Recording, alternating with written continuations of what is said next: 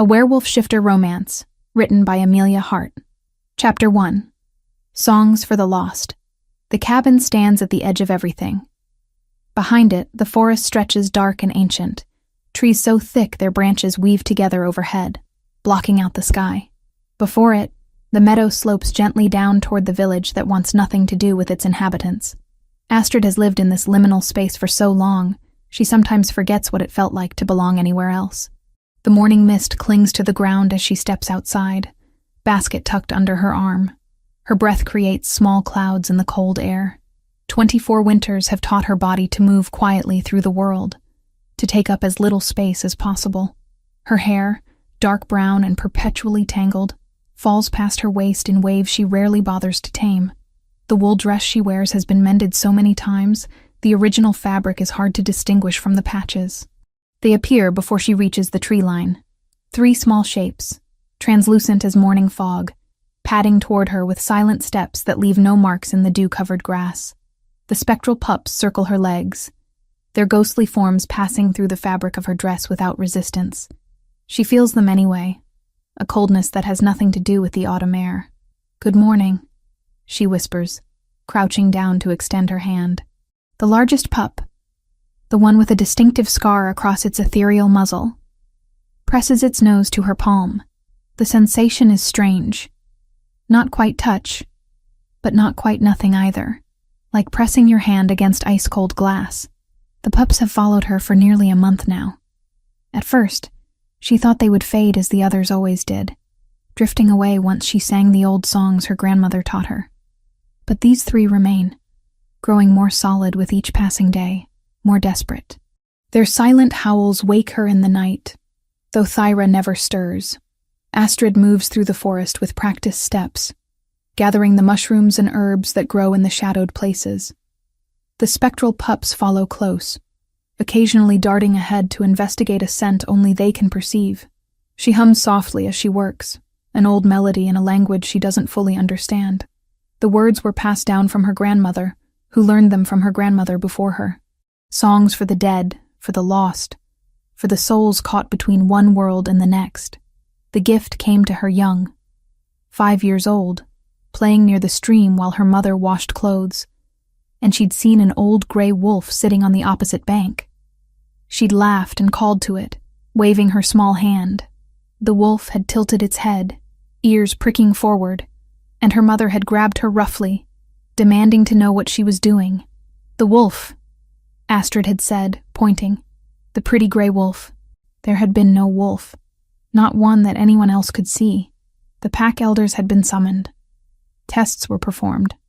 Questions asked. Her father, a respected hunter, had stood silent while they debated what to do with her. Some called her blessed, others called her cursed. In the end, fear won over curiosity. A child who saw dead things, who spoke to spirits, was dangerous. Unnatural. They didn't exile her outright. Not then. But the isolation began. Other children were kept away. Mothers crossed to the other side of paths when they saw her coming. Her own mother grew distant, as if afraid the strangeness might be contagious. Only Thyra, 3 years older and fierce as winter storms, refused to abandon her. When their parents died of fever 6 years ago, Thyra moved with her to this cabin without hesitation, choosing sisterhood over acceptance. The basket grows heavy with her gathering. Astrid straightens, wincing at the protest in her lower back. She's been bent over too long. The spectral pups have wandered slightly ahead, investigating something in the underbrush. She watches them, these 3 who refuse to leave, and wonders again what binds them so tightly to the living world. Most spirits she encounters are confused, lost.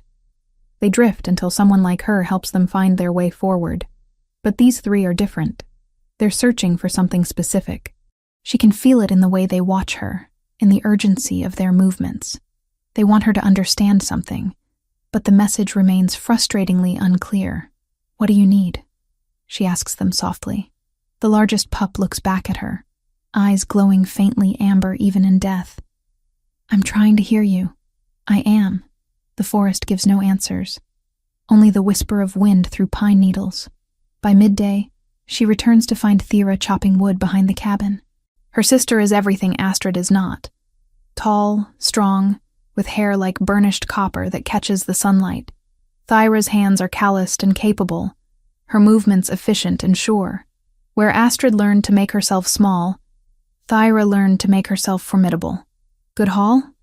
Thyra asks, not pausing in her work. Enough for a week if we're careful. Astrid sets the basket down near the door. I thought I might take some to the village. Trade for grain. Thyra's axe comes down hard, splitting the log cleanly.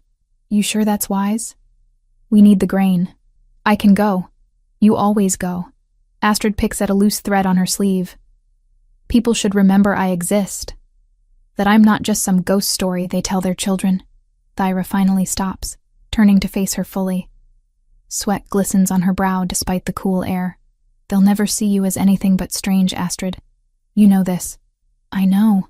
The words taste bitter, but I won't hide forever. Her sister's expression softens slightly. You're not hiding. You're surviving. There's a difference. The spectral pups have settled near the cabin's foundation, curled together in a pile of translucent fur. Astrid watches them for a moment, then looks back at Thyra. They're getting stronger. The three who've been following me. I can almost hear them now. Not just feel them.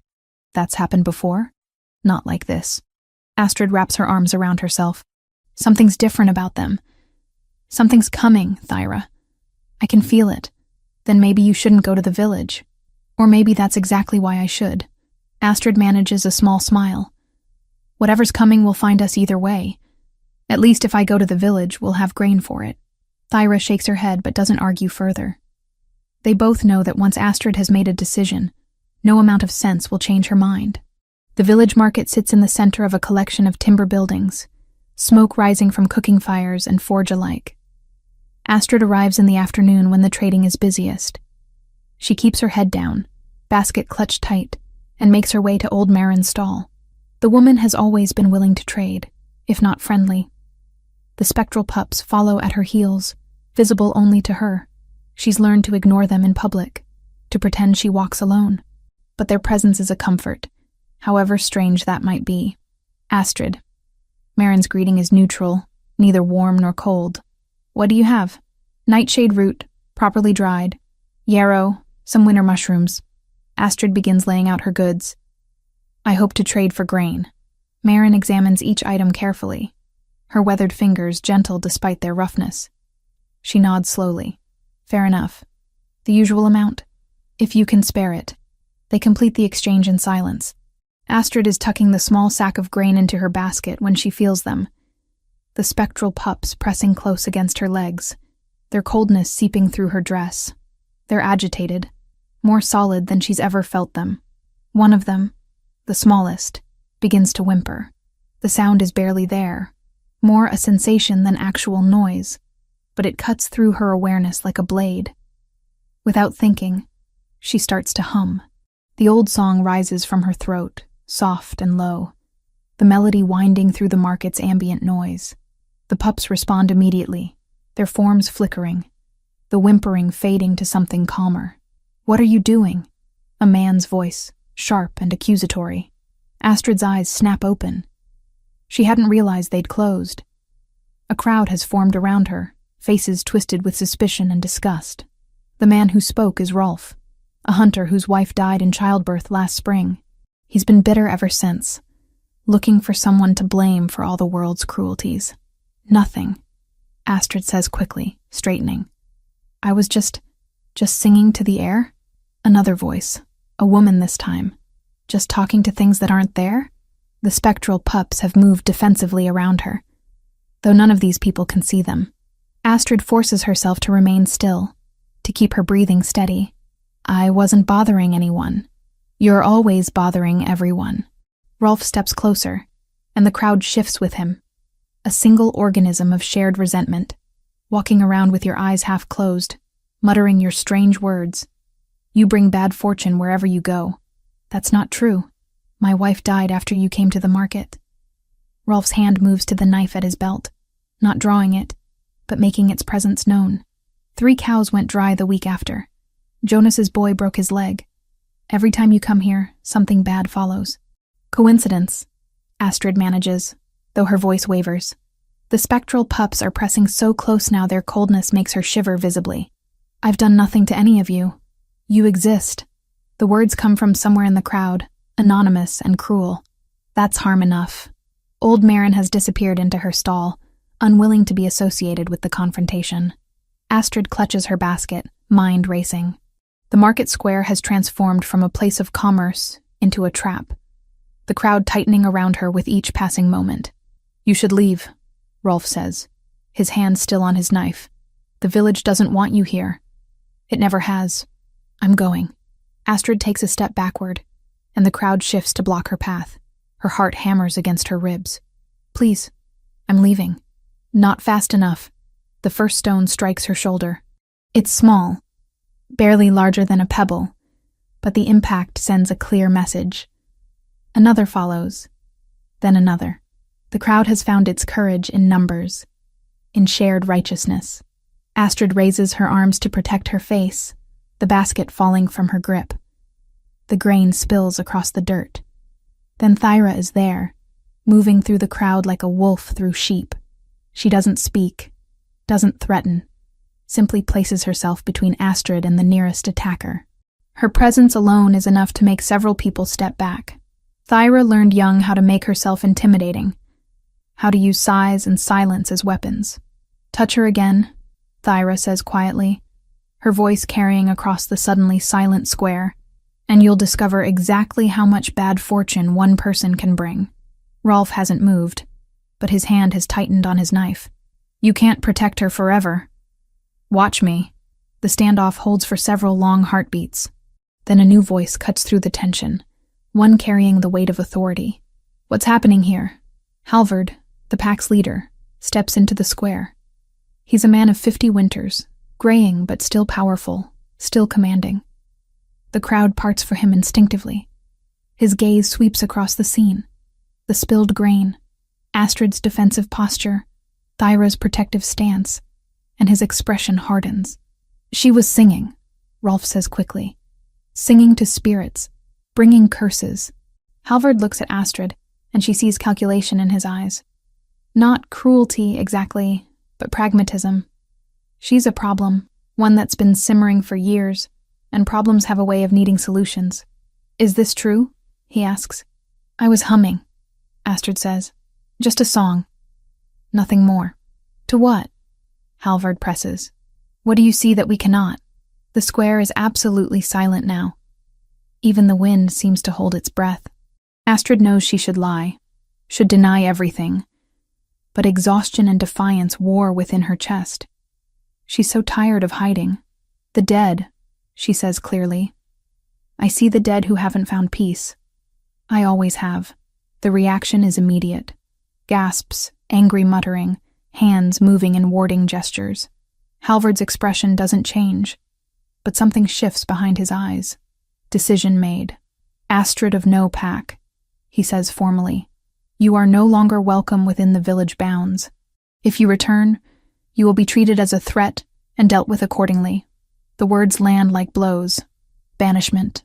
Not from the pack, she was never truly part of it, but from even the edges of society they'd allowed her to occupy. That's not fair, Thyra starts, but Halvard cuts her off with a raised hand. Fair doesn't matter, safety does. For the good of the pack, she must stay away. He looks at Astrid again, and there might be something like regret in his face, but it's buried deep beneath duty. You have until sunset to leave village lands. After that, you'll be hunted like any other threat.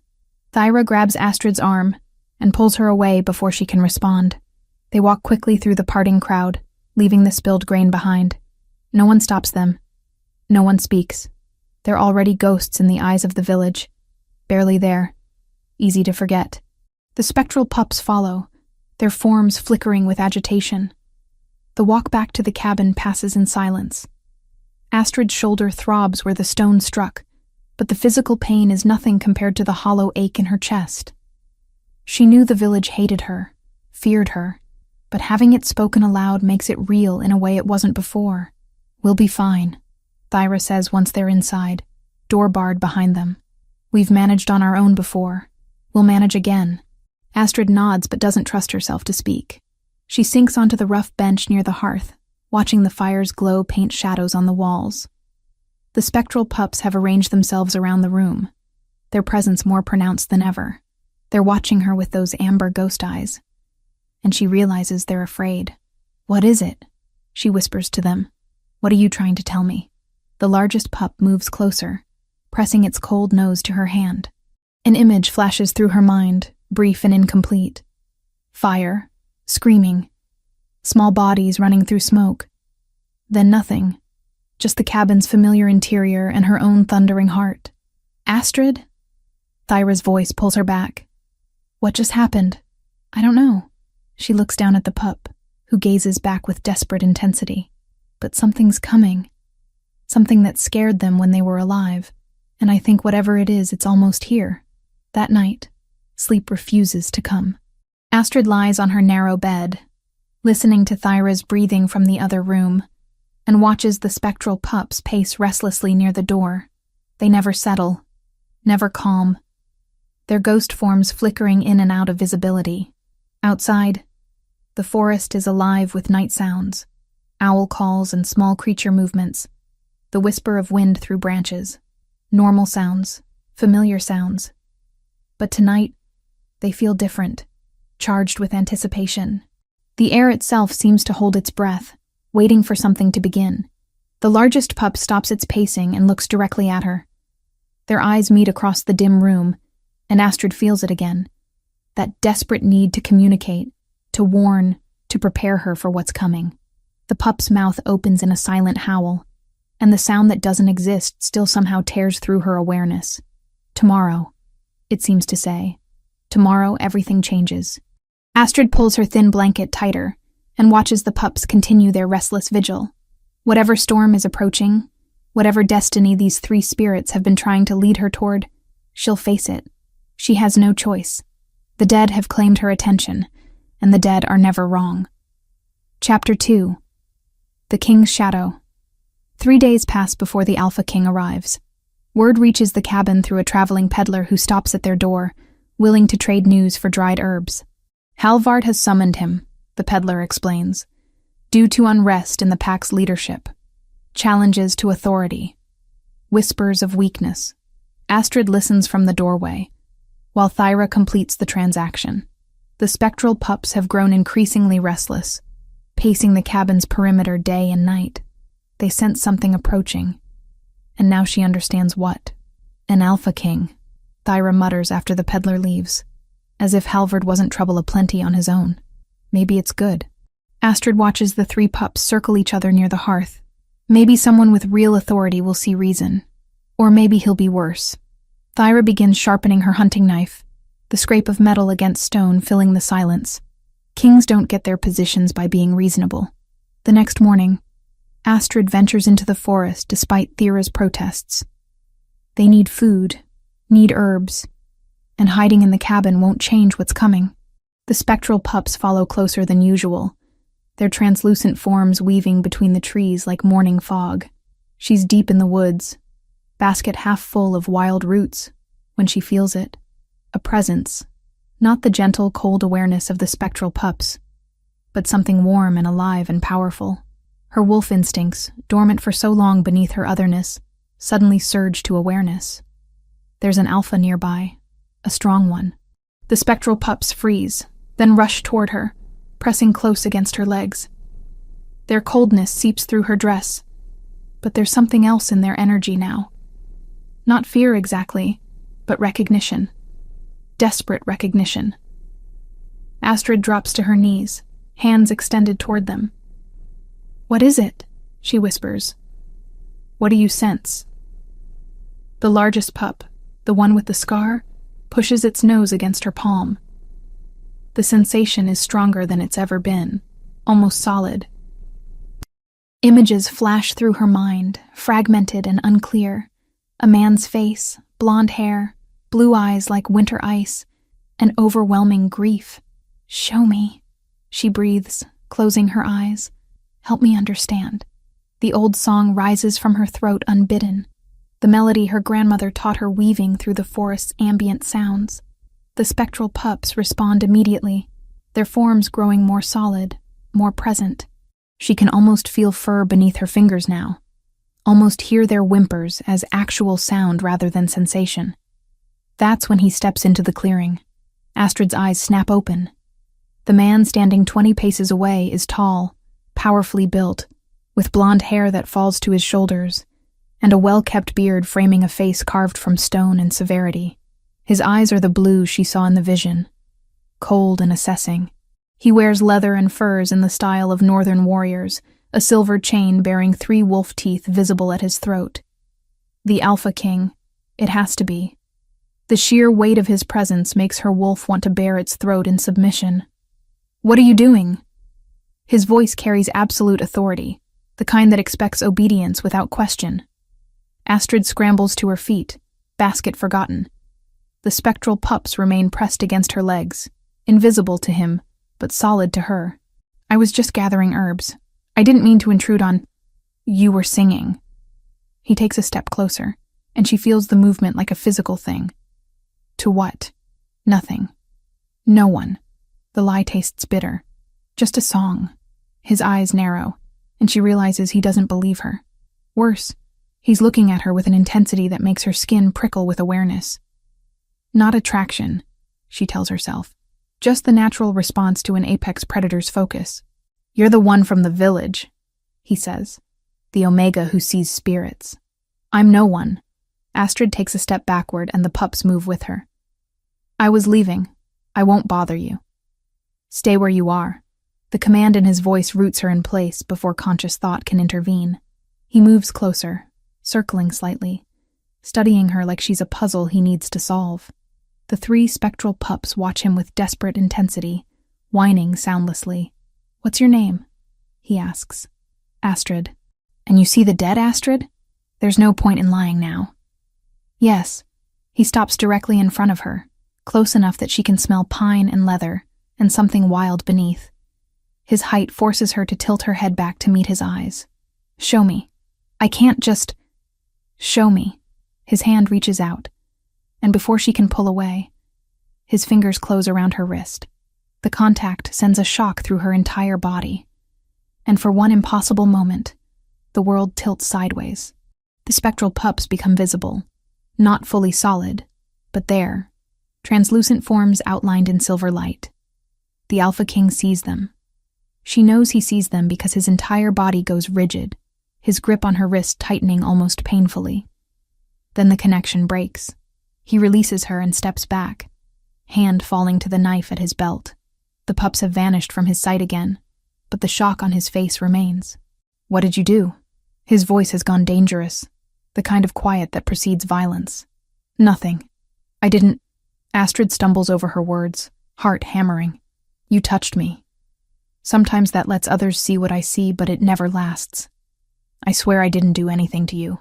He stares at her for a long moment, then looks at the space where the pups were visible. His expression is unreadable, but she sees something flicker behind his eyes. Pain, maybe. Or recognition. "Come with me," he says finally. "What?" "No, I have to—" That wasn't a request. He moves toward her with predatory speed, and before she can react, he's swept her up into his arms. The basket falls, herbs scattering across the forest floor. "You're coming to the village for questioning." "Put me down!" Astrid struggles, but his grip is iron. The spectral pups surge around them, passing through his body in agitation. He doesn't react to their presence, can't feel them now that physical contact is broken. "Stop fighting." He adjusts his hold, and she realizes with humiliation that he's barely straining. She's always been thin, but in his arms she feels impossibly light, almost insubstantial. "You're not going to win this. You have no right. I'm the Alpha King. I have every right." They're halfway back toward the village when Thyra appears. She erupts from the underbrush like a fury, blade already drawn, her face twisted with protective rage. "Let her go." The Alpha King stops, still holding Astrid, and his free hand moves to his own weapon. But he doesn't draw it, just watches as Thyra positions herself between them and escape. Her stance that of someone who's fought before and isn't afraid to fight again.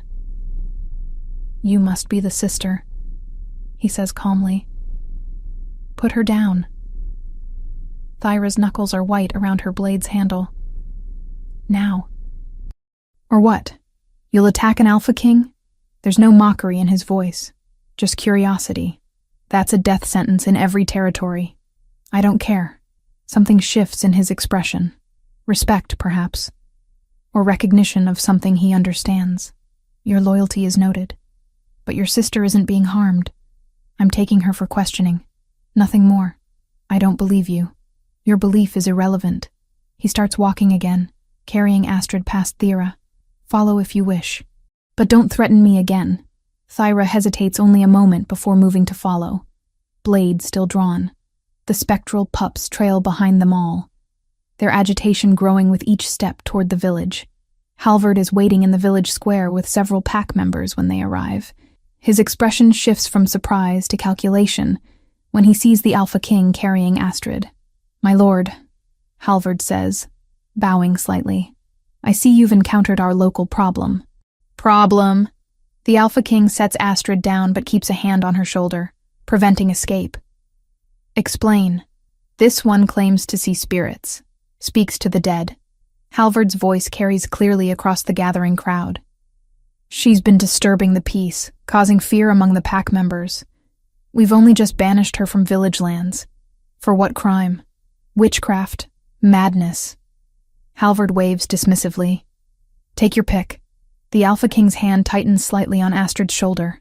She feels the pressure through her dress, grounding and confining all at once. And has she harmed anyone? The harm is in her existence, the fear she creates. Has she harmed anyone? The question comes harder this time, edged with impatience. Halvard's jaw tightens. Not directly, but then she's committed no crime. The Alpha King's pronouncement falls into the square like a stone into still water. Your banishment is rejected. The crowd murmurs, confused and angry. Halvard's face darkens. My lord, with respect, you don't understand the situation. This Omega is dangerous in ways that aren't immediately visible. The pack's stability requires, I'll determine what's required. The Alpha King cuts him off cleanly.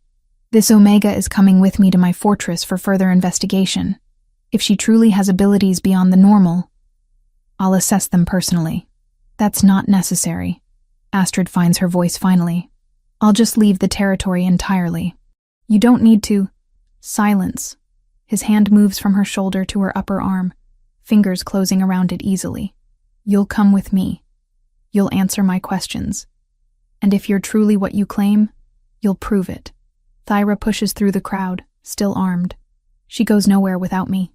The Alpha King looks at her for a long moment, then nods once. Fine. Both of you then. He turns to Halvard. I'll send word when I've completed my investigation. Until then, this matter is closed. Halvard opens his mouth to protest, but something in the Alpha King's gaze stops him. The authority there isn't just positional. It's primal, the kind of dominance that makes even strong wolves back down instinctively. As you command, my lord, Halvard finally says, though the words sound like they cost him. The Alpha King begins walking, pulling Astrid with him. Thyra falls into step on her other side, protective and tense. The spectral pups follow, their translucent forms flickering with agitation that only Astrid can perceive.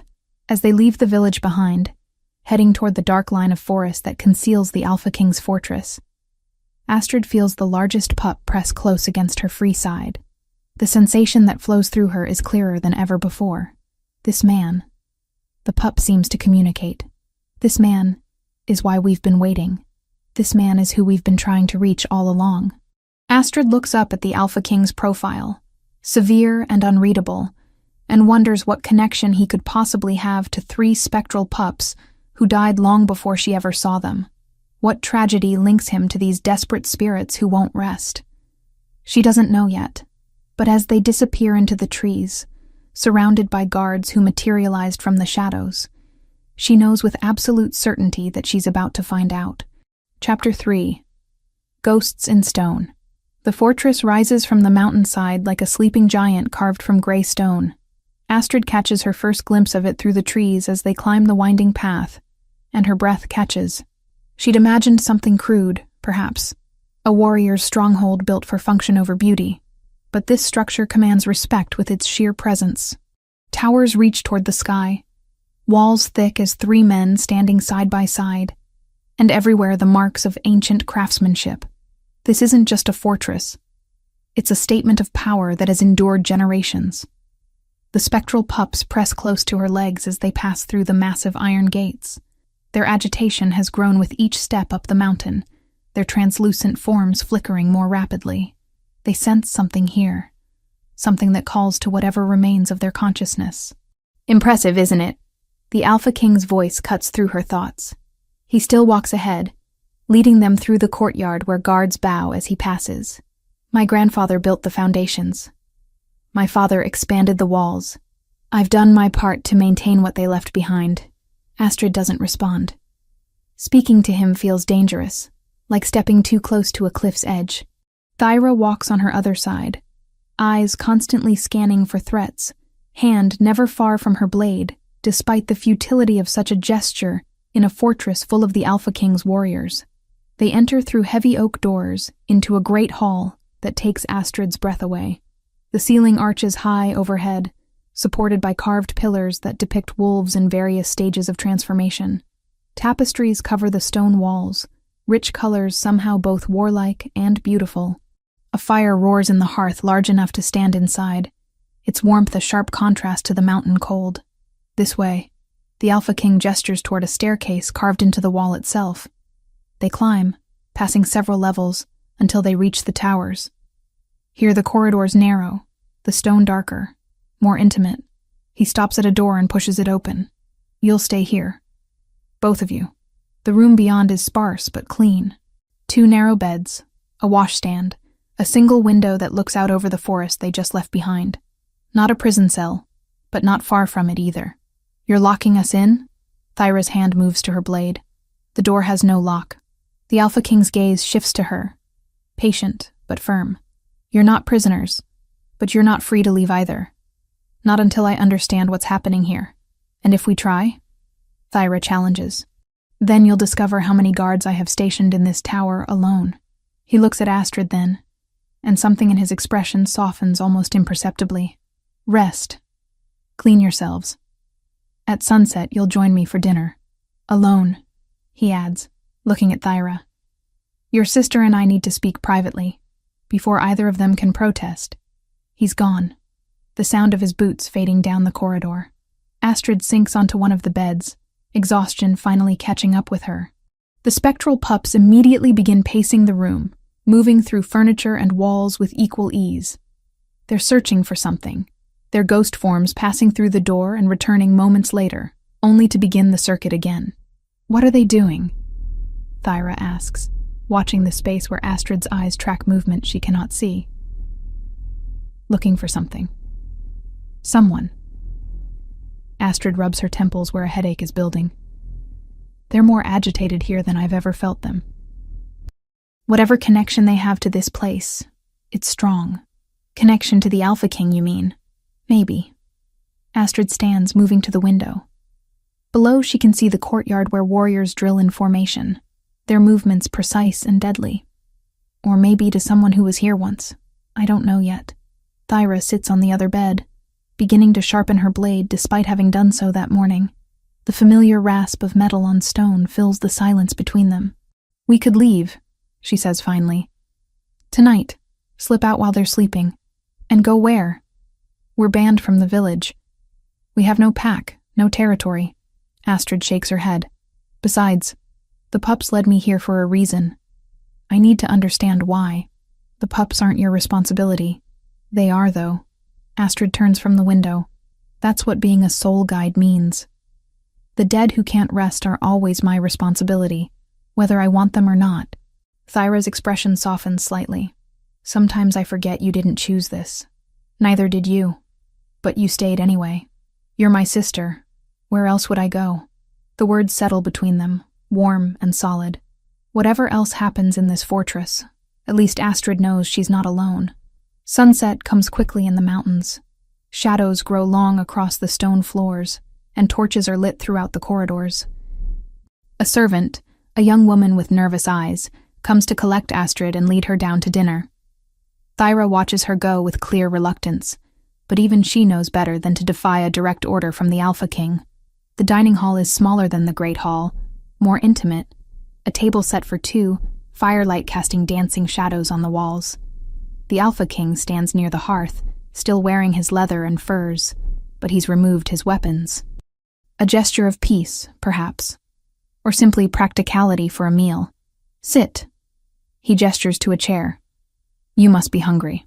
Astrid is, though she's been trying not to think about it. The last proper meal she had was 2 days ago. She sits carefully, aware of how out of place she looks in this room. Her patched dress, her tangled hair, her thin frame. She's never felt her poverty more acutely than in this moment. Food is brought by silent servants. Roasted meat, fresh bread, vegetables she hasn't seen in months. Her stomach clenches with want, but she forces herself to eat slowly, maintaining what dignity she can manage. The Alpha King watches her for a long moment before speaking. Tell me about your gift. Astrid swallows her mouthful carefully. What do you want to know? Everything. How it works. When it started. What you see. He leans forward slightly. The truth, Astrid. I've seen enough in my life to know the difference. So she tells him. The story pours out more easily than she expected. How the gift appeared when she was 5. How her pack rejected her. How she learned from her grandmother before the old woman died. She explains what it means to be a soul guide. How rare they are. How they're born maybe once every few generations. We see the dead who are trapped, she says quietly. Wolves who died with unfinished business. With trauma so severe their spirits can't move forward. My role is to help them find peace. To guide them to whatever comes next. And the 3 you see now? His voice has gone careful. Controlled. What makes them different? They're more solid, more aware. And they've been following me for weeks, growing more desperate. Astrid meets his eyes across the table. They led me to you. I don't fully understand why yet, but I think they've been waiting for you. Something flickers across his face. Pain, quickly suppressed. That's impossible. Is it? She watches him carefully. When I touched you in the forest, you saw them. Only for a moment. But you saw. That's never happened before with anyone who doesn't share my gift. I saw shadows, light playing tricks. You saw 3 wolf pups with amber eyes. The largest had a scar across its muzzle. She watches his reaction, sees him go completely still. You recognize them. The Alpha King stands abruptly, moving to the hearth. His back is to her, shoulders tense beneath the leather. You're guessing, making assumptions based on stories you've heard. I've heard no stories about you. Astrid pushes her plate away, appetite gone. All I know is what they show me. 3 young wolves, brothers I think, who died afraid and in pain. They're looking for something. And every instinct I have says they're looking for you. Stop. They won't rest until... I said stop. The command in his voice makes her flinch. He turns then, and the raw pain on his face steals her breath. You know nothing about what happened? Nothing about what I lost. Astrid stands slowly, hands raised in a gesture of peace. Then tell me. Help me understand so I can help them. They're gone. His voice cracks on the words. 10 years gone. Burned alive in an attack I couldn't prevent because I wasn't strong enough, fast enough, good enough to save them. 3 brothers I raised myself after our parents died. Children who trusted me to protect them. And I failed. The words hang in the air between them, heavy with decade-old grief. Astrid feels tears prick her own eyes, understanding now the weight he carries, the guilt that has shaped him into the hard man standing before her. They're not gone, she whispers. Not completely. They're trapped, Kale. Stuck between worlds because they died too young, too afraid, too traumatized to find peace. But they haven't abandoned you. They've been searching for you. He stares at her, and she sees him warring between hope and disbelief. How could you possibly know details about them? No one outside my closest circle knew them. Most of the kingdom never even saw them before they died. Because they show me. In visions, in feelings. Astrid takes a tentative step closer. The largest, with the scar. He got it falling from a tree, didn't he? He was trying to catch a bird and misjudged the branch. Kale's breath catches audibly. That's how... The middle one had a marking on his left front paw, white in the shape of a crescent moon, and the smallest loved water would spend hours playing in streams when you let him. Stop. But this time the word has no force behind it. Please, I'm not trying to hurt you. Astrid is close enough now to see the tears threatening in those ice-blue eyes. I'm trying to help you understand they're still here, still reaching for you. They need something from you. Something only you can give them, before they can finally rest. What? The word breaks from him like a sob. What could I possibly give them now? I don't know yet. But if you let me try, if you trust me enough to make contact again, maybe we can find out together. She extends her hand, palm up, an offering. Let me show you your brothers one more time. Let them see you, really see you, and maybe they'll be able to show us what they need. Kale stares at her hand for a long moment. The fire crackles in the hearth. Somewhere in the fortress, she hears footsteps passing in the corridor outside. The spectral pups, who have been pacing throughout the dinner, suddenly go still. Waiting. Watching. If you're lying, Kale says finally, his voice rough. If this is some trick, it's not. I swear on whatever remains of my own soul, I'm telling you the truth. He reaches out slowly, his larger hand enveloping hers. The contact sends that same shock through her system as before, and the world tilts sideways. But this time, she's ready for it. This time, she holds onto the connection and pulls. The spectral pups appear between one breath and the next. Not just visible to Kale now, but solid, more real than Astrid has ever seen them. They stand in a line before him, 3 young wolves frozen in the moment of recognition. Then the smallest breaks first, launching itself toward him with a joy that transcends death itself. Kale drops to his knees as all 3 pups swarm him, passing through his body in their eagerness, their cold presence making him gasp. But he's laughing through his tears, reaching out to touch them even though his hands mostly pass through their forms. Eirik, he chokes out, looking at the largest. Torvald. Rune. Each name is a prayer, a remembrance. Gods, I've missed you. I've missed you so much. The pups circle him, whining in that soundless way of ghosts, rubbing against him, trying desperately to make contact they can no longer truly achieve.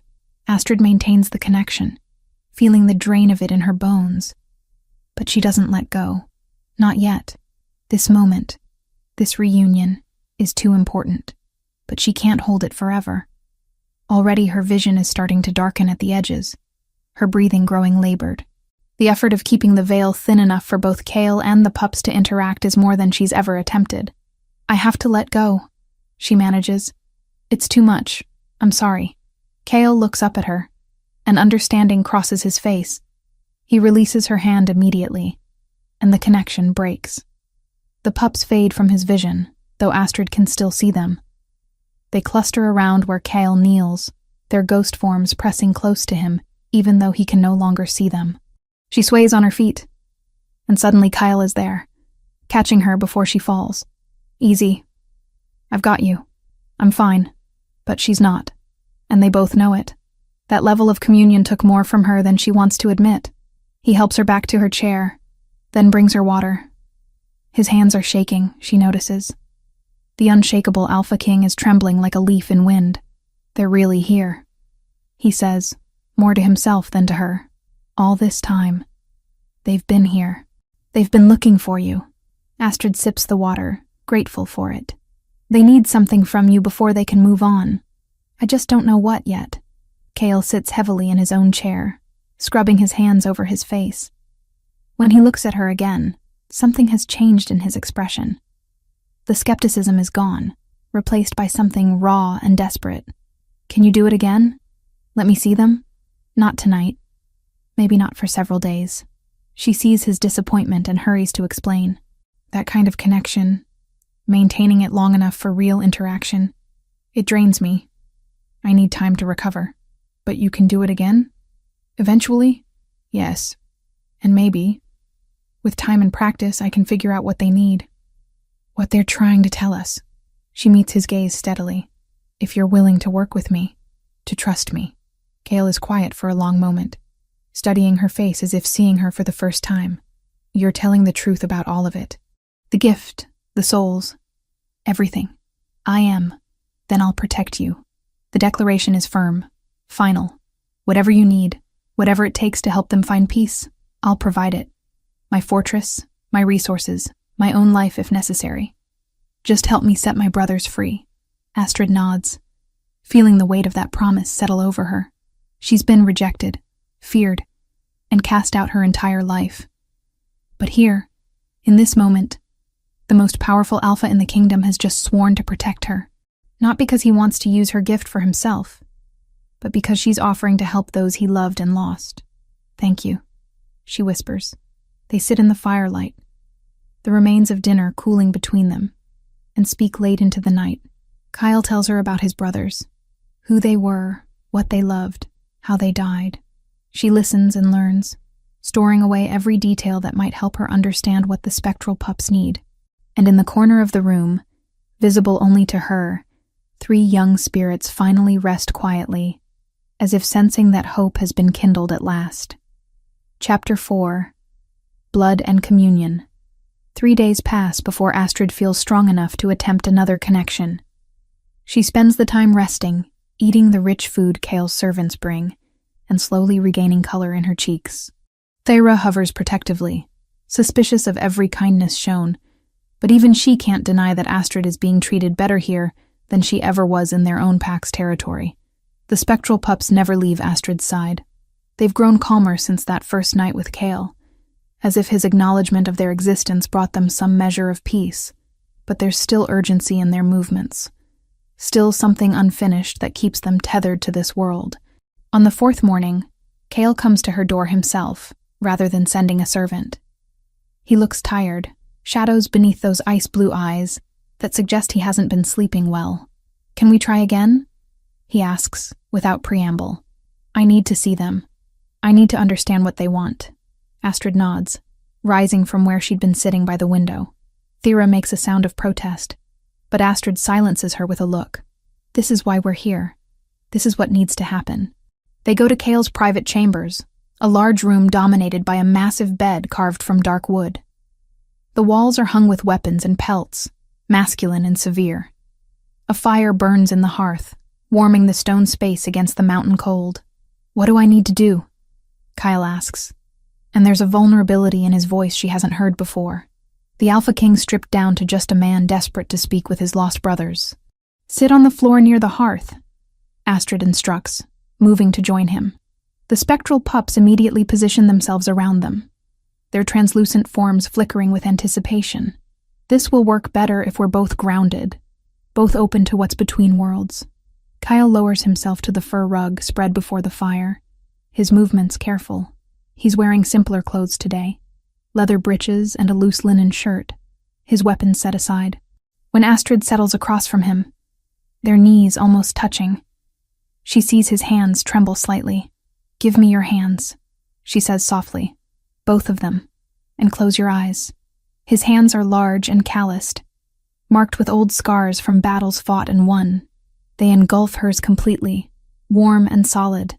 Astrid takes a deep breath, centering herself, reaching for that place deep inside where her gift lives.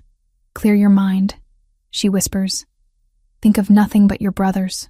Remember them as they were, their voices, their scents, the sound of their laughter.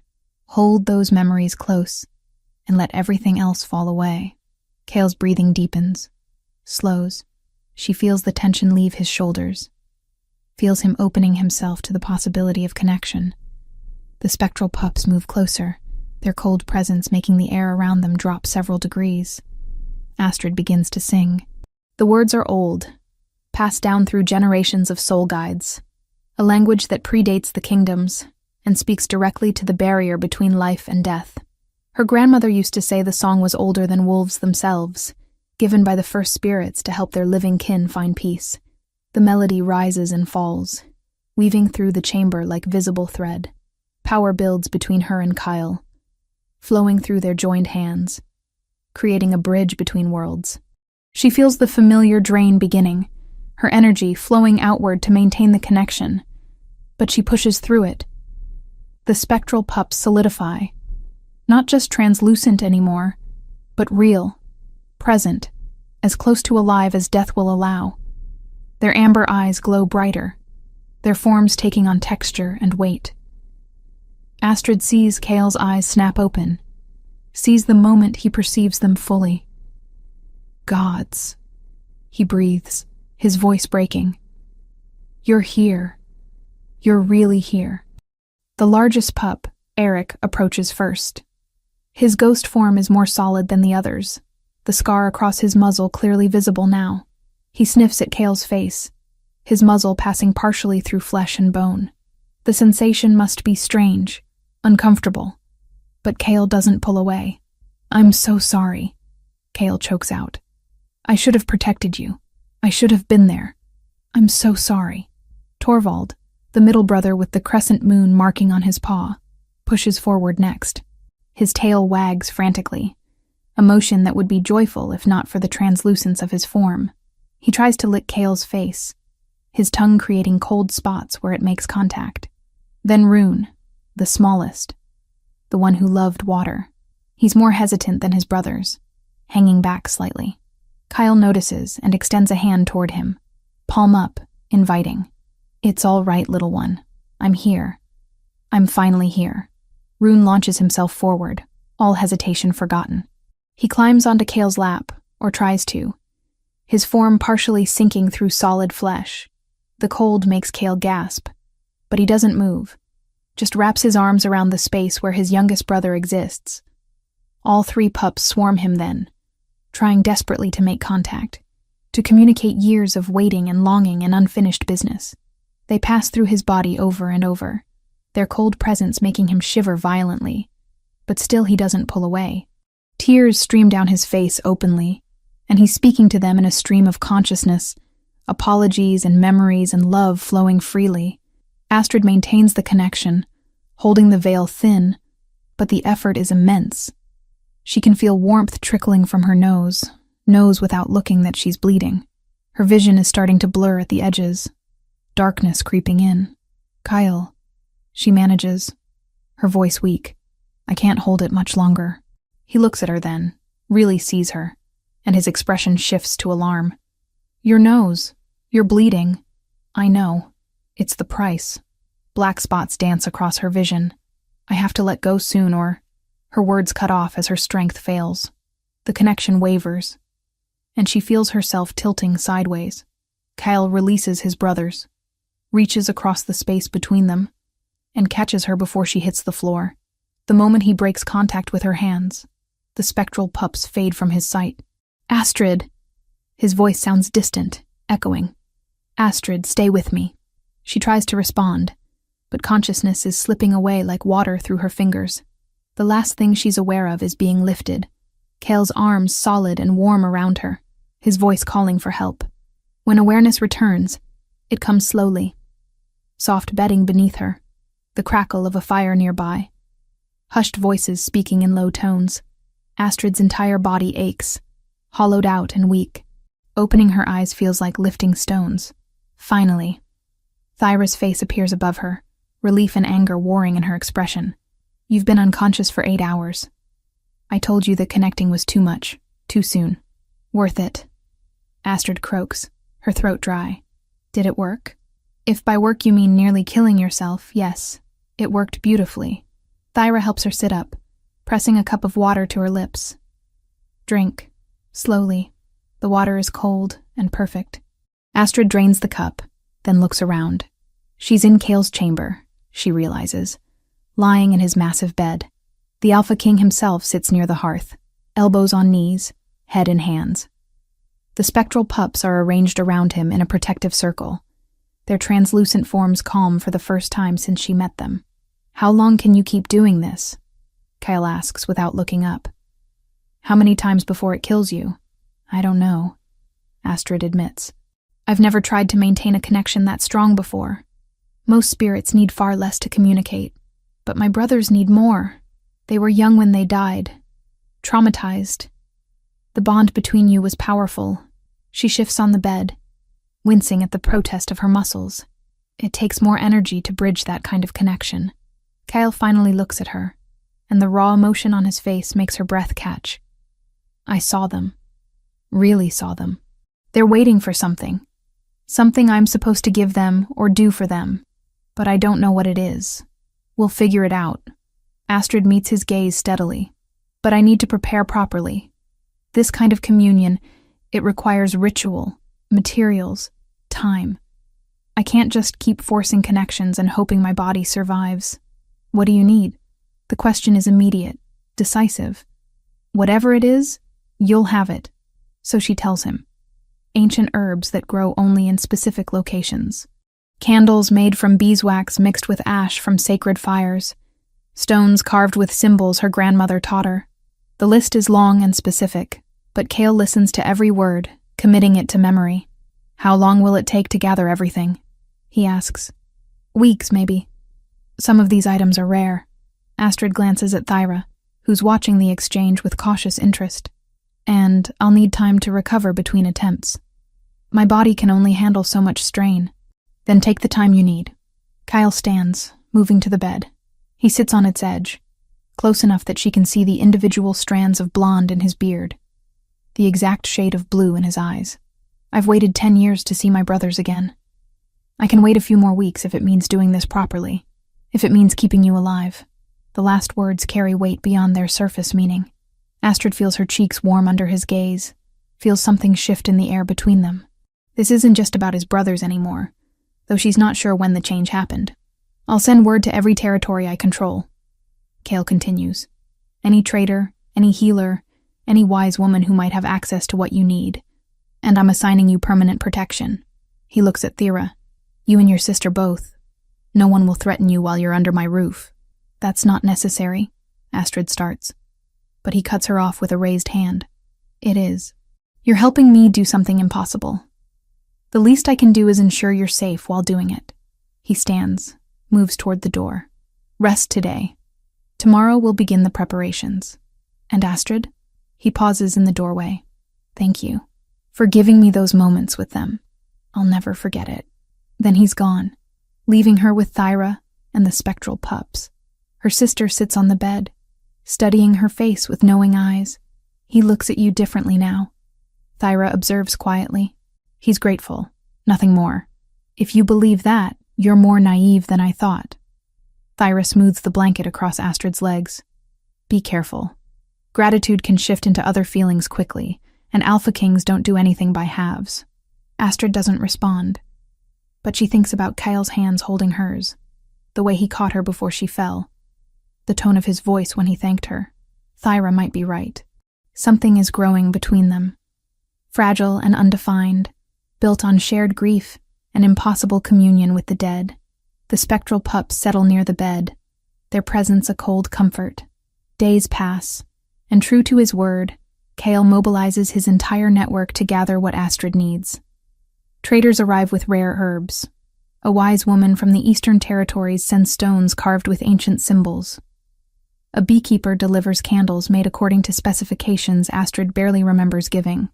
And through it all, Kyle is there. He sits with her while she prepares materials, asking questions, learning about her gift. He watches as she sings to the spectral pups, his expression soft in ways that have nothing to do with authority or power. He brings her meals himself sometimes, making sure she's eating, recovering, building her strength for what's to come. 2 weeks after their first proper connection, Astrid wakes to find him sitting in the chair by her window, simply watching her sleep. The spectral pups are curled at his feet, as content in his presence as they are in hers. You're staring, she says, her voice still rough with sleep. I'm grateful, he corrects. For you, for this chance, for everything you're risking. She sits up, pulling the blanket around her shoulders. Why does it matter so much? You're the Alpha King. You have everything anyone could want, except my brothers. His voice goes quiet. Except the chance to tell them I'm sorry, that I love them, that their deaths nearly destroyed me. Power means nothing when the people you love are gone. Astrid understands then, truly understands. This man who commands wolves across multiple territories, who makes grown alphas bow with a single look, would trade it all for one more moment with his lost family. The realization breaks something open in her chest. "We'll free them," she promises. "I don't know how yet, but we will. They'll find peace." Kale meets her eyes across the chamber, and what passes between them is more than gratitude, more than respect. It's understanding, the kind that comes from sharing profound pain and impossible hope. The spectral pups watch them both, their amber eyes glowing softly in the dim morning light, waiting for the moment when communion will become liberation. Chapter 5. Whispers of Betrayal. The first signs of trouble arrive on a cold morning, 3 weeks into Astrid's stay at the fortress. She's in the courtyard helping Thera practice her blade work, when a commotion at the gates draws their attention. Halvard rides through with a contingent of warriors, his face set in grim lines that speak of unwelcome news. Kale meets him in the great hall, and though Astrid isn't invited to the meeting, word spreads quickly through the fortress. The servants talk. The guards whisper. By midday, everyone knows that Halvard has come bearing complaints from the surrounding packs. "They're saying you've been bewitched," Thyra reports, having extracted the information from a talkative kitchen maid. That the Alpha King is neglecting his duties, obsessed with a mad Omega who traffics with spirits. Astrid's stomach clenches. She'd known this peace couldn't last, but she'd hoped for more time. What else? Some are calling for your execution. Others want exile. Thyra's hand moves to her blade instinctively. Halvard is urging Kale to distance himself from you, to restore confidence in his leadership. Through the window, Astrid can see the spectral pups pacing restlessly in the courtyard below. They sense the tension, the threat. Their forms flicker more rapidly than usual, agitation making them almost solid in places. That evening, Kale summons her to his private study. He stands by the window when she enters, back rigid with tension. "Halvard thinks I'm making a mistake keeping you here. Perhaps he's right." Astrid keeps her voice steady, despite the fear clawing at her throat. "I don't want to cause problems for you. You're not causing problems. Others are creating them." He turns to face her, and the anger in his expression takes her breath away. 3 regional alphas are arriving tomorrow. They're demanding an audience, questioning my judgment. This has never happened before. Because you've never protected someone like me before. Because they've never seen me care about anything beyond duty and territory. Kyle moves closer, and she sees exhaustion in the shadows beneath his eyes. "They think you've weakened me somehow, made me soft. Have I?" He laughs, but there's no humor in it. "You've made me feel things I thought died with my brothers. I don't know if that's weakness or the first honest thing I've experienced in a decade." The words hang between them, weighted with meaning neither is quite ready to examine. Astrid looks away first, unable to hold his gaze. "What will you tell the alphas?" "The truth. That you're helping me with a matter of profound personal importance. That you're under my protection." His jaw tightens. "And that anyone who challenges that protection challenges me directly." The 3 alphas arrive with the sunset, their entourages filling the fortress courtyard with unfamiliar faces and hostile energy. Astrid watches from her tower window as they dismount, their movements aggressive and territorial. These are not men accustomed to being told no. Kyle receives them in the great hall with full ceremony. Astrid isn't present for the initial meeting, but she feels its echoes through the fortress. Raised voices carry through stone corridors. Doors slam. By the time servants begin preparing for the formal dinner, the air itself feels charged with coming storm. "You're not going," Thyra says flatly when Astrid begins dressing in her cleanest gown. "I have to. This is about me." Astrid smooths the worn fabric, wishing she had something finer to wear. "Hiding will only make things worse. Hiding might keep you alive. I'm not afraid of them." "Well, you should be." Thyra grabs her arm, forcing eye contact. "These alphas didn't come here to talk. They came to force Kale's hand, to make him choose between you and his authority. Then he should choose his authority." The words taste like ash. "I won't be responsible for him losing everything he's built." Thyra studies her face for a long moment, then sighs. "You care about him. More than you're admitting." Astrid doesn't deny it. She can't. Not when her heart pounds at the thought of Kale in danger, when every protective instinct she possesses roars at the idea of him being forced into a corner because of her. The great hall has been transformed for the dinner. Torches line the walls, casting dancing shadows across the gathered faces. The 3 visiting alphas sit at the high table with Kale, their expressions ranging from suspicious to openly hostile. Halvard occupies a place of honor, his face carefully neutral. Astrid enters with Thyra at her side, and conversation dies. Every eye turns to assess her, to measure the woman who has supposedly bewitched their king. She keeps her chin up, spine straight, refusing to show fear even as her hands tremble. "Ah," one of the alphas says, his voice carrying clearly across the hall. "The witch herself. How generous of her to grace us with her presence. Careful, Fenrir." Kale's voice cuts like a blade. "You're speaking about someone under my personal protection. Protection she shouldn't require if she's truly innocent." The alpha called Fenrir leans back in his chair, studying Astrid with cold calculation. "Unless there's something between you two beyond the official story." Astrid takes her seat at a lower table, acutely aware of the scrutiny. The spectral pups have followed her into the hall, their translucent forms weaving between tables that only she can see. Their agitation has grown worse, and she realizes with a start that they're trying to position themselves between her and the visiting alphas, protecting her, even in death. The meal begins in tense silence. Food is brought, wine poured, but appetites seem scarce. Astrid forces herself to eat, to appear calm and unaffected, though every instinct screams at her to run. "Tell me, Omega." Another alpha speaks up, his tone deceptively pleasant. "What exactly is your gift? We've heard such varied stories."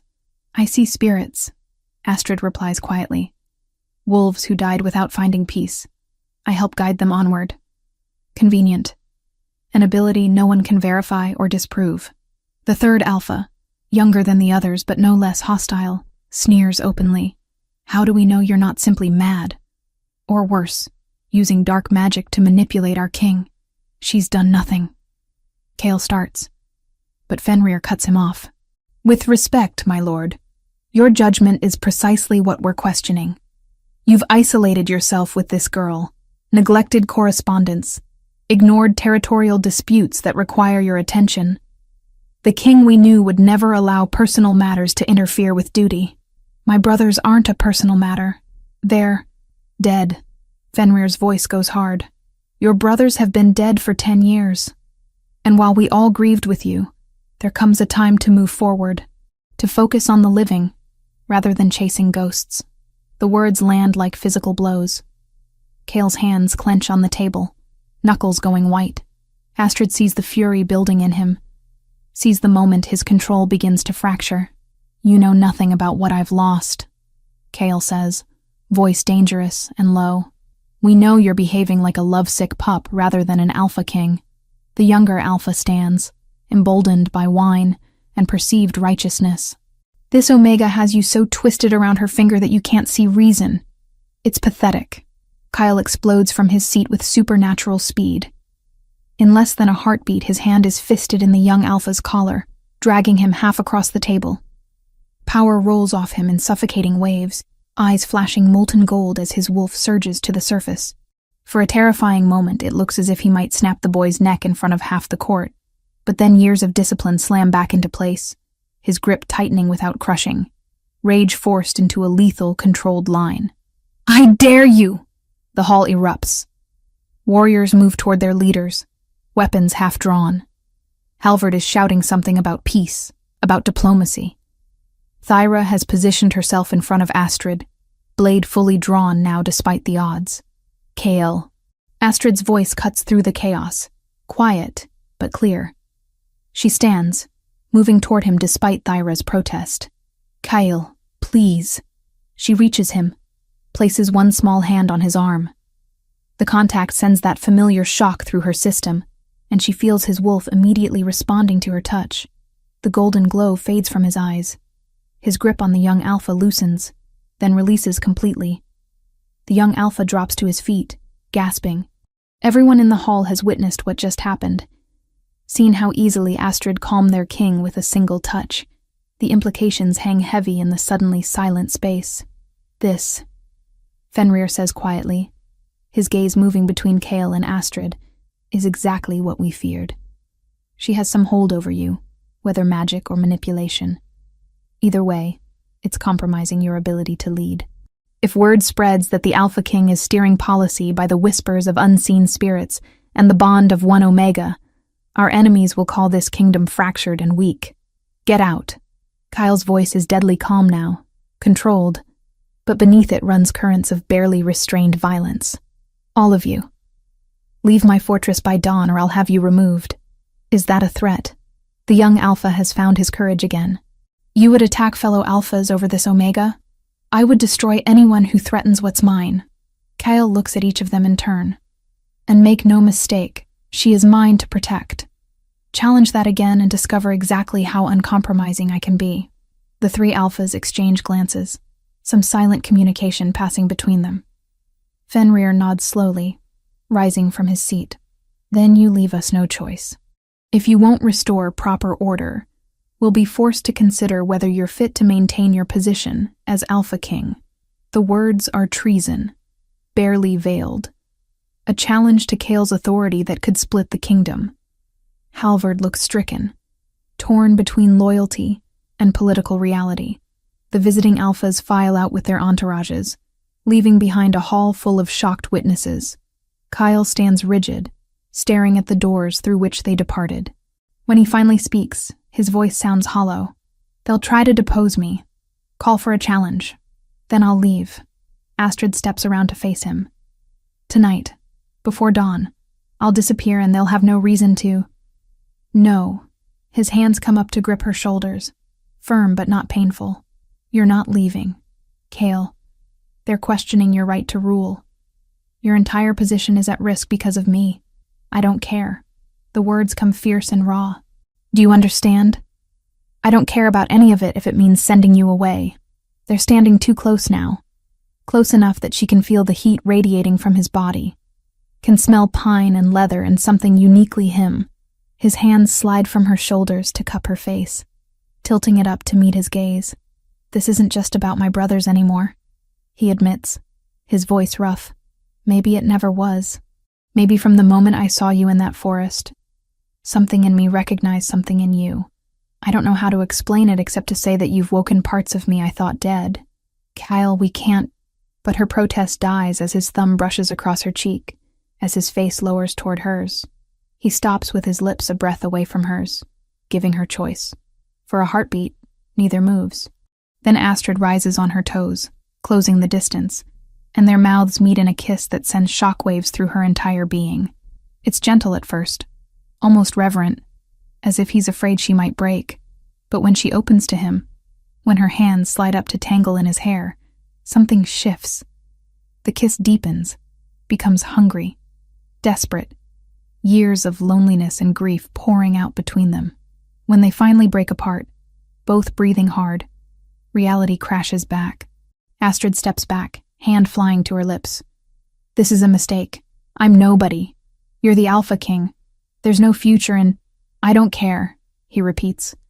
Let them challenge me. Let them question. I've spent 10 years being exactly what everyone expected. Strong, hard, unfeeling. And it's made me miserable. You've shown me there's more to life than duty and grief. Before she can respond, a wave of cold washes over her. The spectral pups have converged, their translucent forms pressing against her legs with urgent intensity. Images flood her mind, clearer than they've ever been.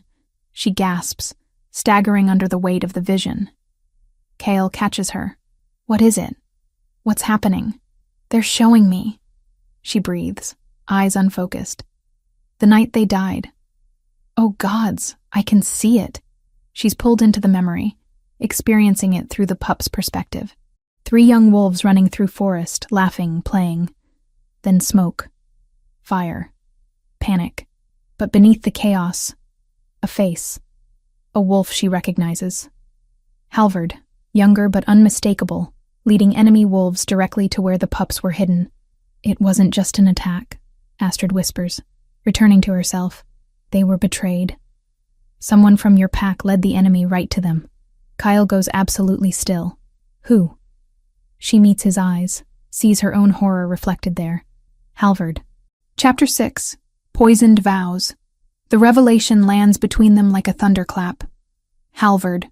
Of all wolves, the man Cale has trusted as his closest advisor, his voice in council, his steady presence since boyhood, is the one who delivered his brothers to their deaths.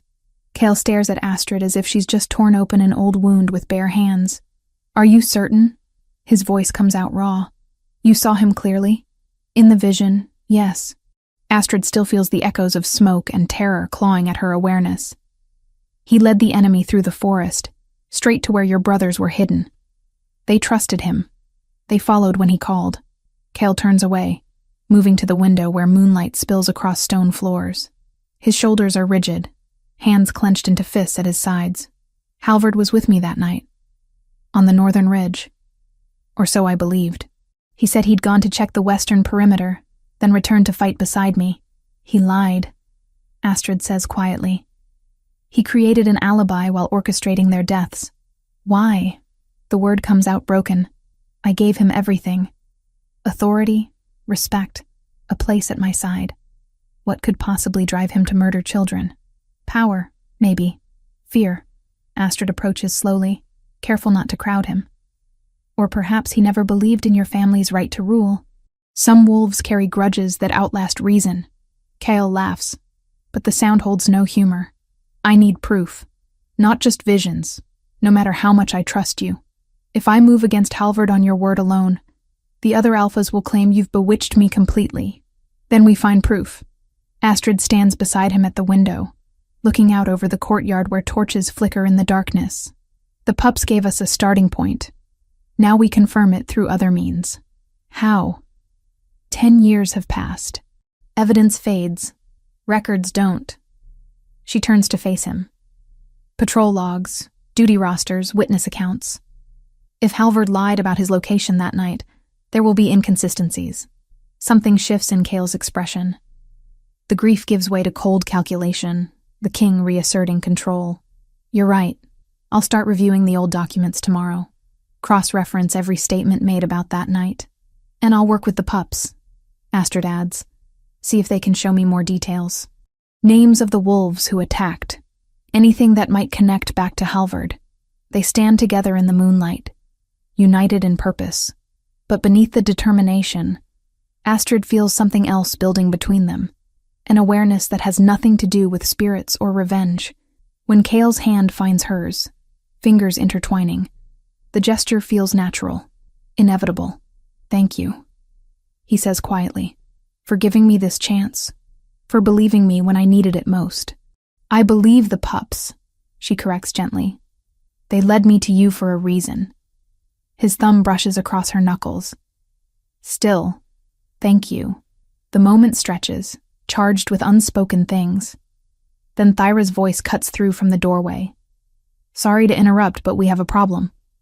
They turn to find her standing with blade drawn, face grim. One of the servants just tried to deliver wine to Astrid's chamber, said it was a gift from Halvard, thanking her for her service to the king. Cale's entire body goes taut. Where is this servant now? Locked in the guard room. She's terrified, claims she was just following orders. Thyra's eyes narrow. The wine smells wrong, bitter beneath the fruit. Astrid's stomach clenches. Poison, most likely. Thyra sheathes her blade. Someone wants you dead before you can complete whatever ritual you're planning. Kyle moves with frightening speed, striding past Thyra into the corridor. Take me to her. Now. The servant is young, barely 20 winters, and she's weeping when they arrive. 2 guards flank her, expressions hard. A clay jug sits on the table between them, its contents dark as old blood. Who gave you the wine? Cale demands without preamble. Master Halvard, my lord. The girl's voice shakes. He said it was a peace offering, that the Omega had been working hard and deserved something fine. Did you see him pour it? No, my lord. It was already sealed when he gave it to me. Cale picks up the jug, uncorks it, and sniffs. His face darkens immediately. Aconite. Wolf's bane. Enough to kill 3 full-grown alphas. He looks at the servant. Did Halvard tell you anything else? Only to make sure the Omega drank it before bed. That it would help her sleep. The girl dissolves into fresh sobs. I didn't know it was poison, my lord. I swear on the moon I didn't know. Kyle studies her for a long moment, then nods to the guards. She's telling the truth. Release her, but keep her under watch. No one speaks to her until this matter is resolved. As they leave the guard room, Astrid sees fury building in Cale's movements, controlled but barely. He's getting desperate, she observes. Good. Cale's voice carries the edge of a blade.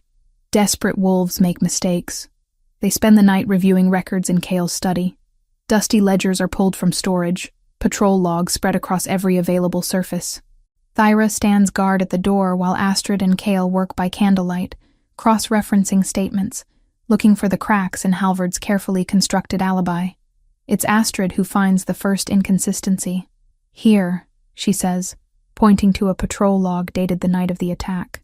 Halvard logged his return to the main camp at the 8th bell, but this statement from a warrior named Torben says Halvard didn't arrive until the 9th bell, a full hour unaccounted for. Kyle leans over her shoulder, reading quickly. Torben was one of my father's most trusted fighters. He wouldn't lie about something like this. Is he still alive? Yes. Retired to a cottage near the eastern border. Cale's jaw tightens. I'll send for him at first light. If he confirms what's written here, that's one piece of proof. They find more as the night wears on. Small inconsistencies that individually might mean nothing, but together paint a damning picture. Times that don't align. Locations that contradict. A pattern of deception woven through years of loyalty. Dawn is breaking when Thyra finally insists they rest. You're no good to anyone exhausted, she says firmly. Sleep for a few hours. The records will still be here when you wake. Astrid wants to argue, but her body betrays her with a jaw-cracking yawn. Kyle notices and manages a tired smile. She's right. We need to be sharp when we confront him. When? Astrid asks. Not if. When? Kyle confirms. Once I have Torben's testimony and whatever else the pups can show us, I'll bring charges formally, before witnesses. Halvard won't escape justice this time. They separate reluctantly, each to their own chambers. But Astrid finds sleep elusive. The spectral pups pace her room restlessly, their forms flickering with agitation. They sense something coming. Some shift in the currents of fate. She's finally drowsing when the door opens.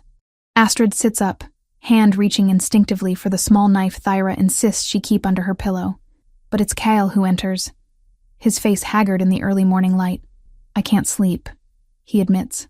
Every time I close my eyes, I see them. My brothers, trusting Halvard, following him into the trap. Astrid shifts, making room on the narrow bed. Sit. Tell me about them. He does, settling beside her with his back against the wall. And as the sun climbs higher, Cale speaks of 3 young wolves who loved to play in streams, who argued over who got the biggest portion of meat, who climbed into his bed during thunderstorms because they were too proud to admit fear to anyone but their older brother. Eric wanted to be a great warrior, Kyle says, voice thick with memory. He practiced with a wooden sword every day, insisted I teach him proper forms even though he was barely old enough to hold the weight. Torvald loved stories. He'd beg anyone who'd listen to tell him tales of the old times, of the first wolves who walked these lands. And Rune, he pauses, swallowing hard. Rune just wanted to make everyone laugh. He was always playing tricks, hiding things, jumping out from behind corners. He drove our tutors mad. They sound wonderful. Astrid says softly. They were everything. Cale's hand finds hers again, gripping tight. When they died, something in me died too. I became this thing. All duty and anger and grief. I forgot how to be anything else.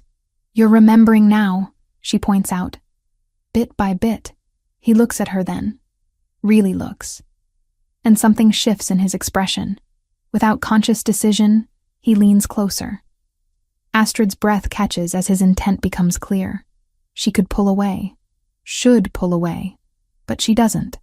The kiss is gentle at first, almost hesitant, as if he's afraid she might shatter. But when she opens to him, when her hand slides up to tangle in his hair, something shifts. The kiss deepens, becomes hungry, years of loneliness pouring out between them. When they finally break apart, both breathing hard, Reality crashes back. I shouldn't have done that, Kale says, though he makes no move to pull away. You're under my protection. I'm taking advantage. You're not. Astrid silences him with a finger to his lips. I wanted it too. I'm the Alpha King. You're an Omega with nowhere else to go. The power imbalance alone. I chose to kiss you back. She interrupts firmly. I chose to let you in. Don't take that choice away by deciding I'm too weak to make it. He studies her face, searching for something. Whatever he finds must satisfy him because he exhales slowly, tension leaving his shoulders. Then I'm glad I kissed you, and I'd very much like to do it again. Later, she promises, smiling despite everything. After we deal with Halvard, after we free your brothers, then we can figure out what this is between us. Deal. He kisses her forehead, then stands reluctantly. I should go before Thyra finds me here and decides I'm a threat. Too late. Thyra's voice calls from beyond the door. I already think you're a threat, but I'm choosing to trust my sister's judgment. Don't make me regret it. Kyle grins, the expression transforming his usually severe features. I'll do my best. 3 days pass in careful preparation. Torben arrives from the eastern border, his testimony corroborating what the records showed. 2 other warriors come forward after hearing Torben's account, admitting they'd noticed inconsistencies that night, but were too afraid to question a man of Halvard's authority. Meanwhile, Astrid works with the spectral Pups, coaxing more details from their fragmented memories. They show her faces of the attacking wolves. She sketches them as best she can, and Kale identifies 3 as members of a rival pack that was destroyed years ago for repeated raids. Halvard brokered the peace treaty that ended that conflict, Kale says grimly, studying the sketches. He negotiated their surrender, or so everyone believed. Maybe he negotiated something else entirely, Astrid suggests. A deal. Their service in exchange for something he wanted. My brother's deaths would have thrown the succession into chaos. I was young, untested. Some on the council wanted to replace our entire bloodline. Understanding dawns in Kale's eyes. Halvard was positioning himself as the wise elder who could guide a new, weaker king. Or possibly remove me entirely and take power himself. But you didn't break. You got stronger. I became what I thought I needed to be. Hard. Unyielding. His hand cups her cheek. Until you showed me there was another way. On the 4th morning, Kale summons Halvard to the Great Hall. He does it publicly, with witnesses from multiple packs present. The 3 visiting alphas have remained in the territory despite being ordered out, watching and waiting to see what the king will do. Halvard arrives with his usual confidence, though Astrid sees wariness in his eyes when he notes the gathered crowd. My lord, he says, bowing. You summoned me? I did. Kyle stands before his throne, every inch the Alpha King. I have questions about the night my brothers died. Questions that require immediate answers. The hall goes silent. Every wolf present understands the significance of this moment. Halvard's expression remains calm, but Astrid sees his hands clench briefly at his sides. Of course, my lord. Though I'm not sure what I can add after all these years. You logged your return to camp at the 8th bell, Kale says. Yet multiple witnesses place you arriving at the 9th bell. Explain the discrepancy. Halvard doesn't miss a beat. Memory fades over time, my lord. Perhaps the witnesses are mistaken about the hour. It was a chaotic night. 3 separate witnesses, all with the same recollection. Kale's voice remains level, but power thrums beneath each word. Were they all mistaken? Or were you lying about your location? My lord, I would never... You were seen speaking to members of the Greyfang pack days before the attack. Kale continues relentlessly. The same pack that killed my brothers. The same pack you claimed to broker peace with afterward. What were you discussing with them? Halvard's composure finally cracks. This is absurd. Are you truly accusing me based on decade-old gossip and the ravings of a mad Omega? The insult to Astrid hangs in the air. Kyle descends from the dais slowly, each step deliberate. When he reaches Halvard, he towers over the older wolf. Astrid isn't mad. She's a soul guide, and my brother's spirits have shown her the truth of that night. They watched you lead their killers straight to them. Spirits. Halvard spits the word. You're condemning me based on ghost stories? I'm condemning you based on evidence. Cale corrects coldly. Testimonies, inconsistencies in your own accounts, a pattern of deception that spans years. He looks at the gathered alphas. Witness statements will be provided to any who wish to review them. The facts speak clearly.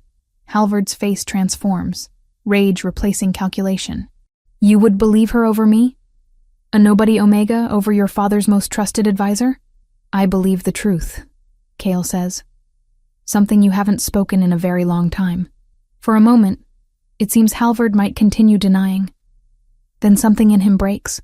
His shoulders straighten, and when he speaks again, his voice carries bitter pride. Your brothers were weak. Your father was weak. The entire bloodline had grown soft, unsuited to rule in a world that demands strength. The confession strikes like lightning. Gasps echo through the hall. Even the visiting alphas look stunned. So you killed them. Cale's voice has gone dangerously quiet. 3 children who trusted you. I did what was necessary. Halvard's face twists. I thought removing the weakest links would force you to become strong. And it worked, didn't it? You became the alpha king we needed. Ruthless, unyielding. Until she arrived and ruined everything. He lunges toward Astrid with supernatural speed, blade appearing in his hand from nowhere. Thyra moves to intercept, but Halvard is faster, driven by desperation. He doesn't reach her. Cale transforms mid-stride, his massive white wolf form slamming into Halvard's human body with crushing force. They go down in a tangle of fur and fury, Halvard struggling to shift while Cale's teeth close around his throat. Don't kill him, Astrid shouts. Not until the ritual. Your brothers deserve to see justice done properly. Cale's wolf pauses, jaws still locked on Halvard's throat. For a moment, base instinct wars with reason. Then slowly, he releases his grip and steps back, allowing Halvard to collapse, gasping to the stone floor. Guards move immediately, binding Halvard with chains. He doesn't resist, just stares at Cale with hate burning in his eyes. You'll never be rid of me, he rasps. I'm in everything you've built, every decision you've made. I shaped you as much as your precious dead brothers. You shaped nothing, Cale says, human again, naked and uncaring. You were just another obstacle to overcome. And now you're finished. Halvard is dragged away to the dungeons. The hall erupts in conversation, alphas and witnesses alike processing what just occurred. But Astrid only has eyes for Cale, who stands alone at the center of the chaos, victorious but hollow. She goes to him, offering a blanket one of the servants has brought. He wraps it around himself mechanically, still staring at where Halvard disappeared. It's not done yet, she reminds him softly. One more step, the ritual. Give your brothers the closure they need. Kyle nods slowly. When his eyes finally focus on her, she sees grief and rage and love all tangled together. Tomorrow night. Full moon. We end this. Around them, the spectral pups circle restlessly, waiting for the moment when truth will finally set them all free. Chapter 7. Moonlit Reckoning. The fortress stands beneath the full moon when Astrid wakes. She's barely slept, mind circling endlessly around what tonight will demand. The ritual materials are already prepared, laid out in the tower room with careful precision. Dried herbs bundled with twine, candles formed from beeswax mixed with ash from sacred fires, stones carved with symbols that predate written language. Everything she needs to tear open the veil between worlds and walk her charges through to the other side. Thyra finds her at dawn, still organizing supplies with hands that won't stop trembling. You don't have to do this, her sister says quietly. We've proven Halvard's guilt. The pups showed everyone what happened. Their purpose is fulfilled. Their purpose is to find peace, Astrid corrects. She ties off another herb bundle, the familiar motions grounding her. Showing the truth was only part of it. They need to be released properly, guided through the passage. Otherwise, they'll just keep wandering, trapped by trauma even though justice has been served. And if the ritual goes wrong, if you can't handle the drain, Astrid meets her sister's eyes.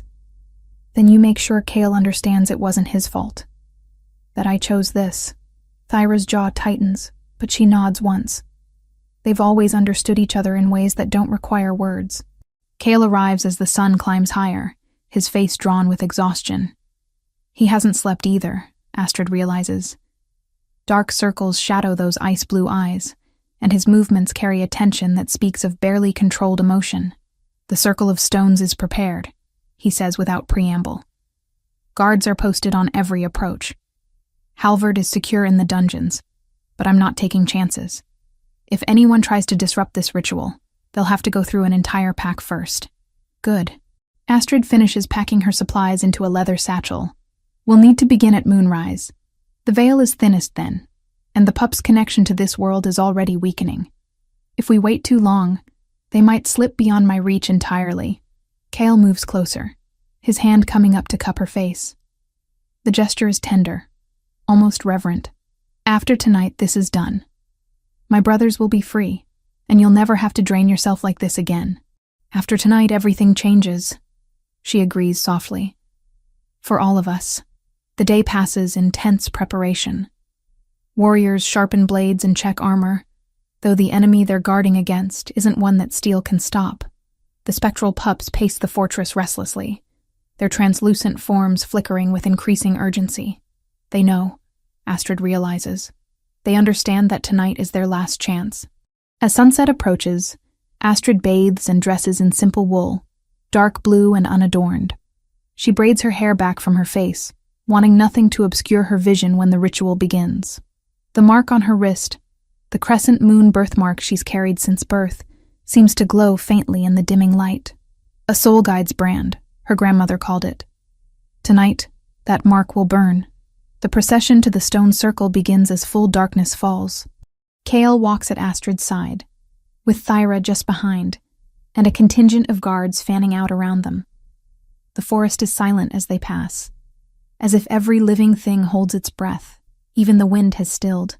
The circle of standing stones rises from the forest floor like ancient teeth, each monolith twice the height of a tall man. Frost glimmers on the rock faces despite the season, and the air inside the circle feels different, thinner somehow, more brittle. This is a place where the boundary between worlds has always been weak, worn down by centuries of blood and oath and execution. Perfect, Astrid murmurs, setting down her satchel. The land here remembers death. It'll make the passage easier. She begins arranging the ritual space with methodical care. 7 candles at 7 points around the circle's interior. Herbs scattered in specific patterns that map the journey from death to whatever lies beyond.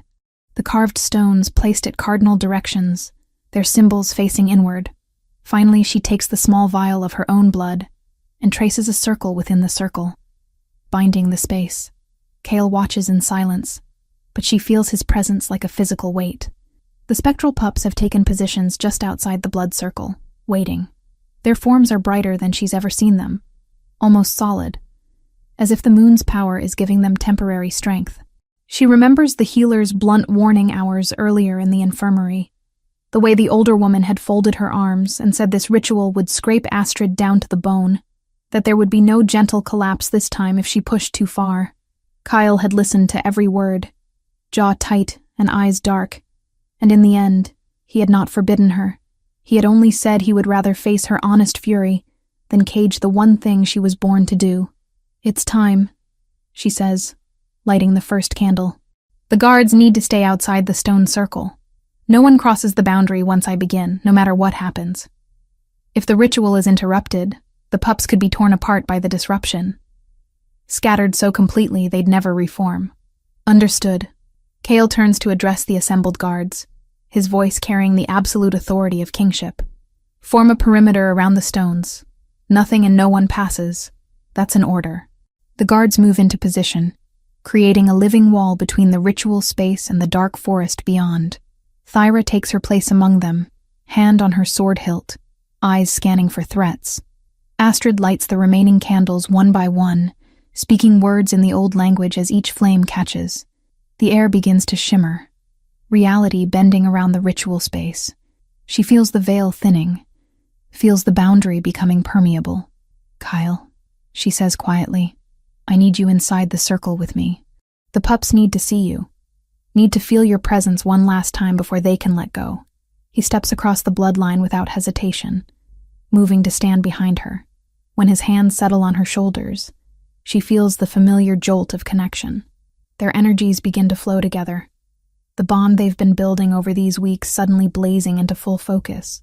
Astrid begins to sing. The melody her grandmother taught her rises into the still air, each note perfectly pitched to resonate with the space between heartbeats, between breaths, between life and death. The spectral pups respond immediately, their forms brightening until they're almost blinding. She reaches deeper into her gift than she's ever dared, pulling the veil so thin it becomes transparent. The boundary between worlds dissolves, and suddenly, the stone circle exists in two places at once. Here, in the mortal realm beneath the full moon, and there, in the gray space where spirits wait. The three pups step into the circle, and for the first time since their deaths, they're completely solid. Real. Cale gasps behind her, his grip on her shoulders tightening. Gods, he breathes. I can see them. Truly see them. Eric, the largest with the scar across his muzzle, approaches first.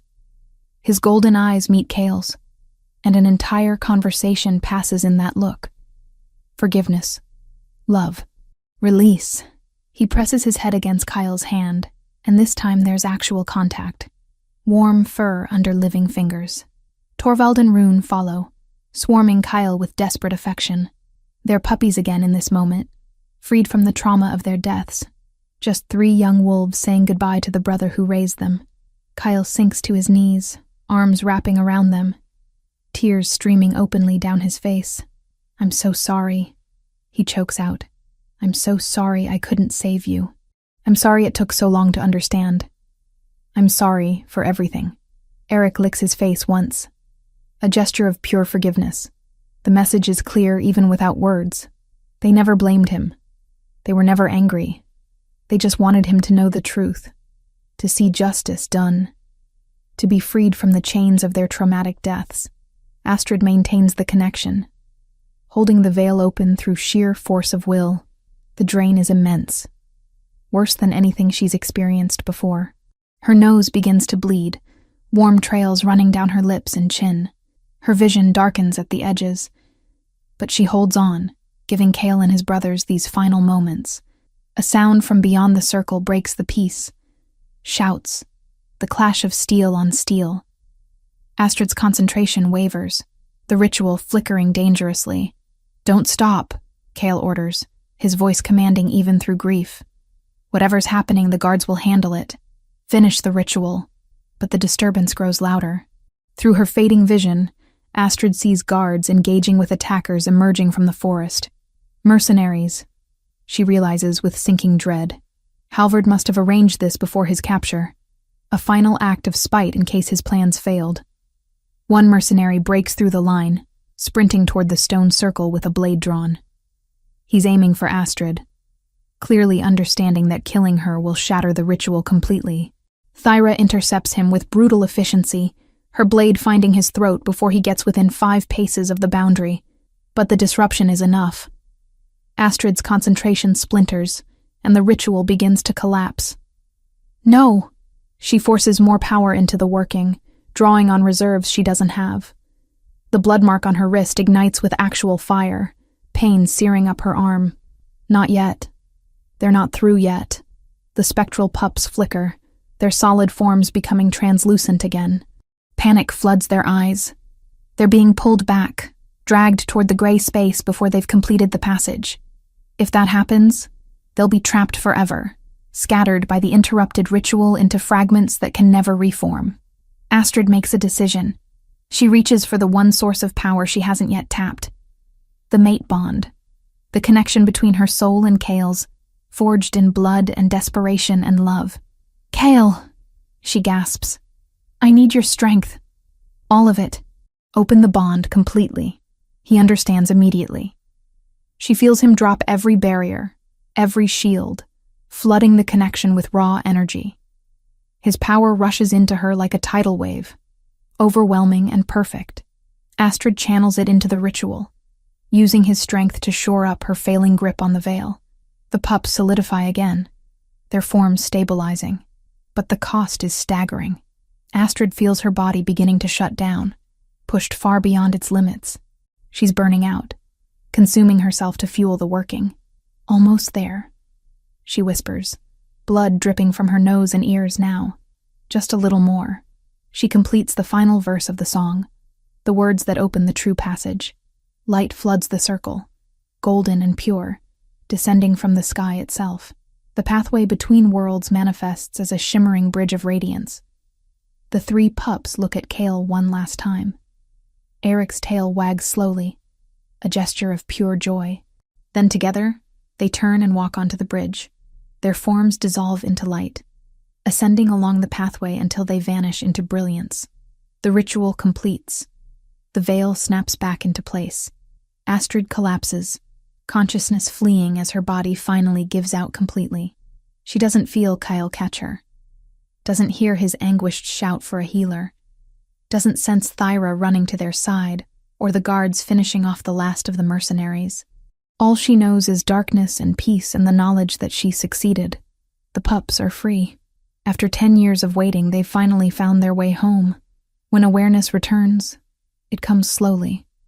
Soft bedding beneath her, the crackle of a fire nearby, the scent of herbs and healing. She forces her eyes open to find herself in Kale's chambers, dawn light spilling through the windows. Kale sits beside the bed, head bowed, her hand clasped in both of his. He looks haggard, as if he hasn't moved or slept since the ritual ended. When he senses her stirring, his head snaps up, hope and fear warring in his expression. Astrid. Her name comes out as a prayer. "Thank the gods. The healer said you might not wake." "How long?" Her voice is barely a rasp. 2 days. He brings her hand to his lips, pressing a kiss to her palm. "You've been unconscious for 2 days. Your body was so depleted, they weren't sure you'd recover." Memory floods back. The ritual, the completion, the light. "The pups?" she asks urgently. "Did they make it through?" "They're gone," Kale confirms, and his smile is radiant through his exhaustion. "Truly gone. I can feel it. The grief is still there, but the guilt, the unfinished business, it's lifted. You freed them, Astrid. You gave them peace." Relief washes through her so powerfully that tears spring to her eyes. "Good. That's good. What you did," Kyle continues, voice rough with emotion. "Drawing on the bond like that, risking everything to complete the ritual. I've never seen anything so brave, or so reckless. They deserved their peace," she says simply. "Whatever it cost. It nearly cost your life." His thumb strokes across her knuckles. "Don't do that to me again. I've lost enough people I love." The word hangs in the air between them. Love. Neither has said it before, though it's been building for weeks. Astrid meets his eyes, sees everything reflected there. Grief and gratitude, and fierce devotion. "I love you too," she whispers. For what it's worth. His kiss is gentle, mindful of her weakened state, but no less powerful for its restraint. When they part, both are smiling through tears. "Halvard?" she asks after a moment. "Executed at dawn this morning. Witnessed by all 3 regional alphas and representatives from every major pack in my territory." Kale's expression hardens. His betrayal is now a matter of public record. No one will question the justice of it. And the mercenaries? Dead or captured. Your sister cut through them like they were wheat. Pride enters his voice. She defended that circle with everything she had. I'm making her my head of personal guard. Astrid laughs weakly. She'll love that. More opportunities to threaten people who look at me wrong. They sit in comfortable silence for a while, hands intertwined, listening to the fortress wake around them. Finally, Kale speaks again. When you're healed, I want to perform a proper mate ceremony, before witnesses, with all the traditional rites. I want everyone to know you're mine and I'm yours. And here I thought we already had a bond. She teases gently. We do, but you deserve the ceremony too. The recognition. The celebration. He brings her hand to his chest, pressing it over his heart. You saved my brothers. You saved me. Let me give you this. How can she refuse? Yes, Astrid says simply. When I'm healed, we'll have your ceremony. His smile is brighter than the dawn. Chapter 8. New Beginnings. 3 weeks pass before Astrid is strong enough to walk without assistance. The ritual drained her so completely that her body needed time to remember basic functions: eating, sleeping, moving through space without the world tilting dangerously. The fortress healer visits daily, bringing bitter teas and poultices that smell of mountain herbs. But it's Kale's presence that heals her most. He sits beside her bed for hours, reading to her, or simply holding her hand while she drifts in and out of consciousness. The mate bond between them has strengthened during her recovery. She feels him constantly now, a warm presence at the edge of her awareness. His emotions bleed into hers, and vice versa. When he's in council meetings dealing with tedious territorial disputes, she feels his impatience. When she wakes from nightmares of the ritual gone wrong, he appears within minutes, drawn by her distress even if he was on the other side of the fortress. "This is going to take some getting used to," Astrid admits one morning as Kyle helps her walk the length of his chambers. Her legs shake with effort, but she's determined to regain her strength. The bond? He steadies her when she stumbles, his arms solid around her waist. Or having someone care about you. Both. She leans into his support, grateful and frustrated in equal measure. "I've spent so long being alone, being rejected. Sometimes I forget that's not my reality anymore. Then I'll remind you." He guides her to sit on the edge of the bed, kneeling to examine her face with concern. "Every day if I have to. You're not alone, Astrid. You're not rejected. You're mine, and I'm yours, and nothing will change that." The certainty in his voice makes her chest tighten with emotion. "What did I do to deserve you? You freed my brothers. You saved my soul." His thumb brushes across her cheek. "You let me learn how to feel again. If anything, I should be asking what I did to deserve you." She kisses him then, slow and sweet, pouring everything she can't yet say into the contact. When they part, both are smiling. Thyra enters without knocking, as has become her habit. She's wearing the uniform of the king's personal guard now, leather armor fitted precisely to her frame, a sword of exceptional quality at her hip. The position suits her, Astrid thinks. Her sister has always been a protector at heart. "The council wants to know when you'll be well enough for the mate ceremony," Thyra announces without preamble. Apparently 3 regional alphas, 5 pack leaders, and approximately 24 dignitaries are waiting for invitations. Astrid groans. "Can't we just do something quiet? You, me, Kale, and a few witnesses?" "You're mating the Alpha King," Thyra points out with barely concealed amusement. "Quiet isn't an option. This ceremony is as much political as personal. Every pack in the kingdom needs to see you accepted as Luna." "She's right," Kyle admits reluctantly. "I wish we could skip the spectacle, but my position demands certain traditions. The ceremony legitimizes our bond in the eyes of the kingdom. It shows everyone that you're not just my mate, but they're Luna, my equal in authority." The weight of that settles over Astrid like a physical thing. Luna. She's gone from being a rejected Omega, feared and isolated, to being the highest-ranking female in the kingdom. The change is so dramatic it still doesn't feel real. "When?" she asks, because she knows delay will only make the anxiety worse. 2 weeks, Kyle suggests. "That gives you time to regain your full strength and gives the council time to organize appropriately." He grins suddenly, the expression transforming his usually serious face. "Also gives time for a seamstress to make you a proper dress. You're not standing before the kingdom in patched wool." Despite her nerves, Astrid laughs. "What's wrong with my dress?" "Absolutely nothing. I'd mate you if you were wearing rags." His expression softens. "But you deserve beauty, luxury, everything you've been denied your entire life. Let me give you this." How can she argue with that? "Fine. 2 weeks.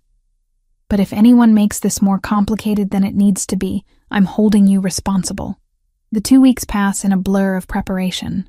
Seamstresses descend on Astrid with fabric samples and measuring tapes, creating a gown of deep blue wool so finely woven it feels like water against her skin. Silver embroidery traces patterns of wolves and moons across the bodice and hem. It's the most beautiful thing she's ever owned. The fortress itself transforms. Servants hang garlands of pine and winter flowers throughout the great hall. The stone circle where the ritual took place is cleaned and prepared, As tradition demands, the mate ceremony occur in the same sacred space where the bond was formed. Guests begin arriving days in advance, filling every available chamber. Astrid meets them all, standing at Kale's side during formal dinners and receptions. The 3 regional alphas who once questioned his judgment now bow respectfully to her. Word has spread about the ritual, about how she freed the trapped spirits of Kale's brothers and exposed Halvard's decade-old betrayal. Some still fear her gift, but that fear has transformed into something closer to reverence. "They're calling you the soul guide Luna," Thyra reports one evening, while helping Astrid prepare for yet another formal dinner. "Some are saying you're blessed by the moon goddess herself. That's ridiculous." Astrid fidgets with the simple silver circlet Kale insisted she wear to these events. "I'm just a woman with an unusual gift. You're more than that now." Thyra's hands are gentle as she arranges Astrid's hair. "Whether you wanted it or not, you've become a symbol. The Omega who rose from nothing. The outcast who became Luna. People will tell your story for generations." The thought is both humbling and terrifying. Astrid has never wanted fame or legend. She just wanted to use her gift to help the dead find peace. And maybe, if she was very lucky, find some measure of peace for herself. The night before the ceremony, Kale takes her to the stone circle under darkness.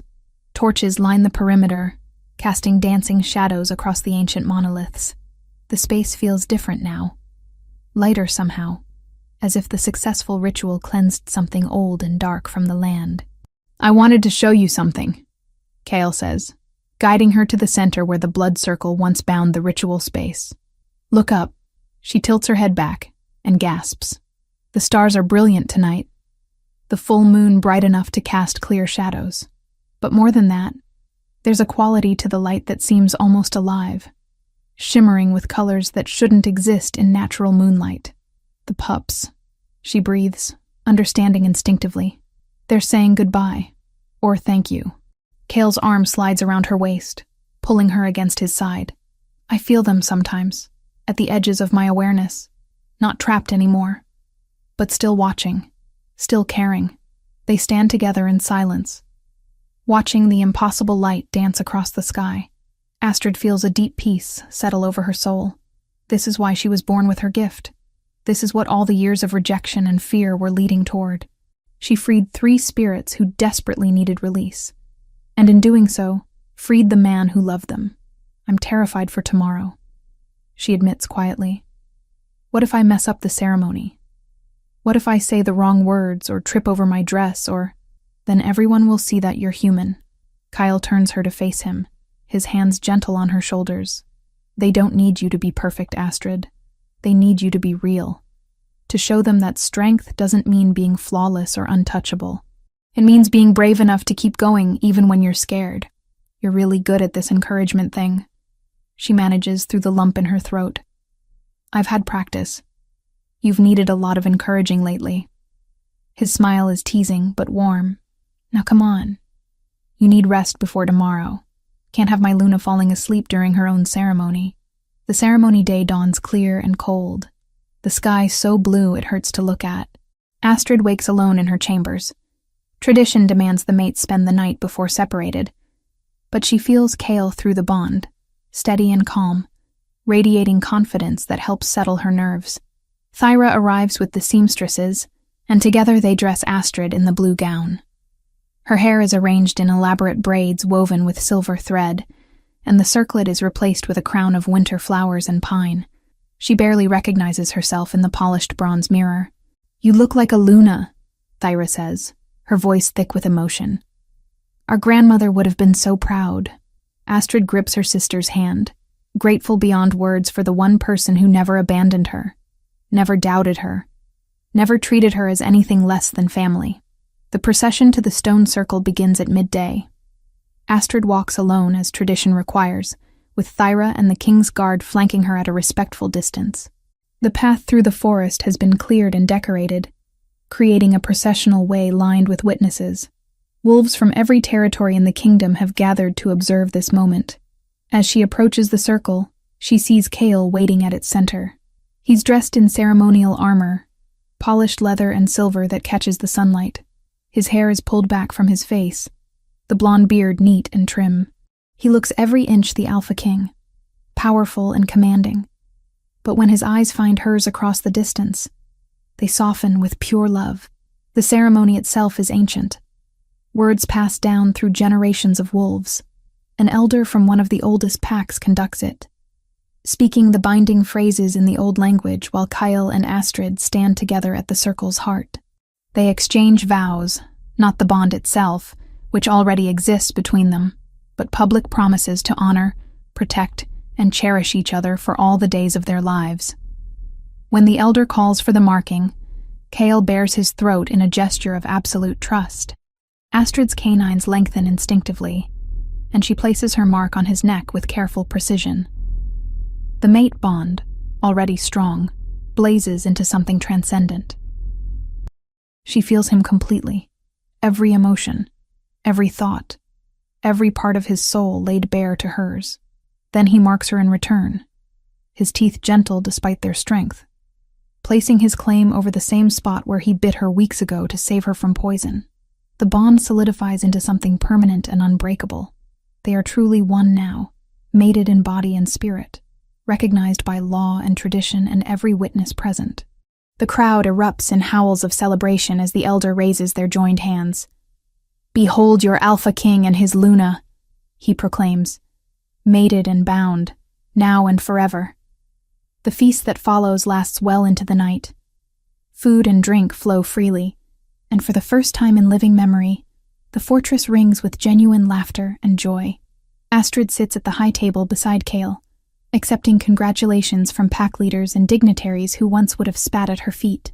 Near midnight, as the celebration shows no signs of slowing, Kyle leans close to murmur in her ear, "Want to escape? I'd very much like to have my mate to myself." Astrid grins, warmth flooding through the bond. "Yes, please." They slip away quietly, leaving Thyra to manage the revelry and retreat to Kyle's chambers. Their chambers now, Astrid realizes. She's moved all her few possessions here over the past weeks, making this space truly theirs.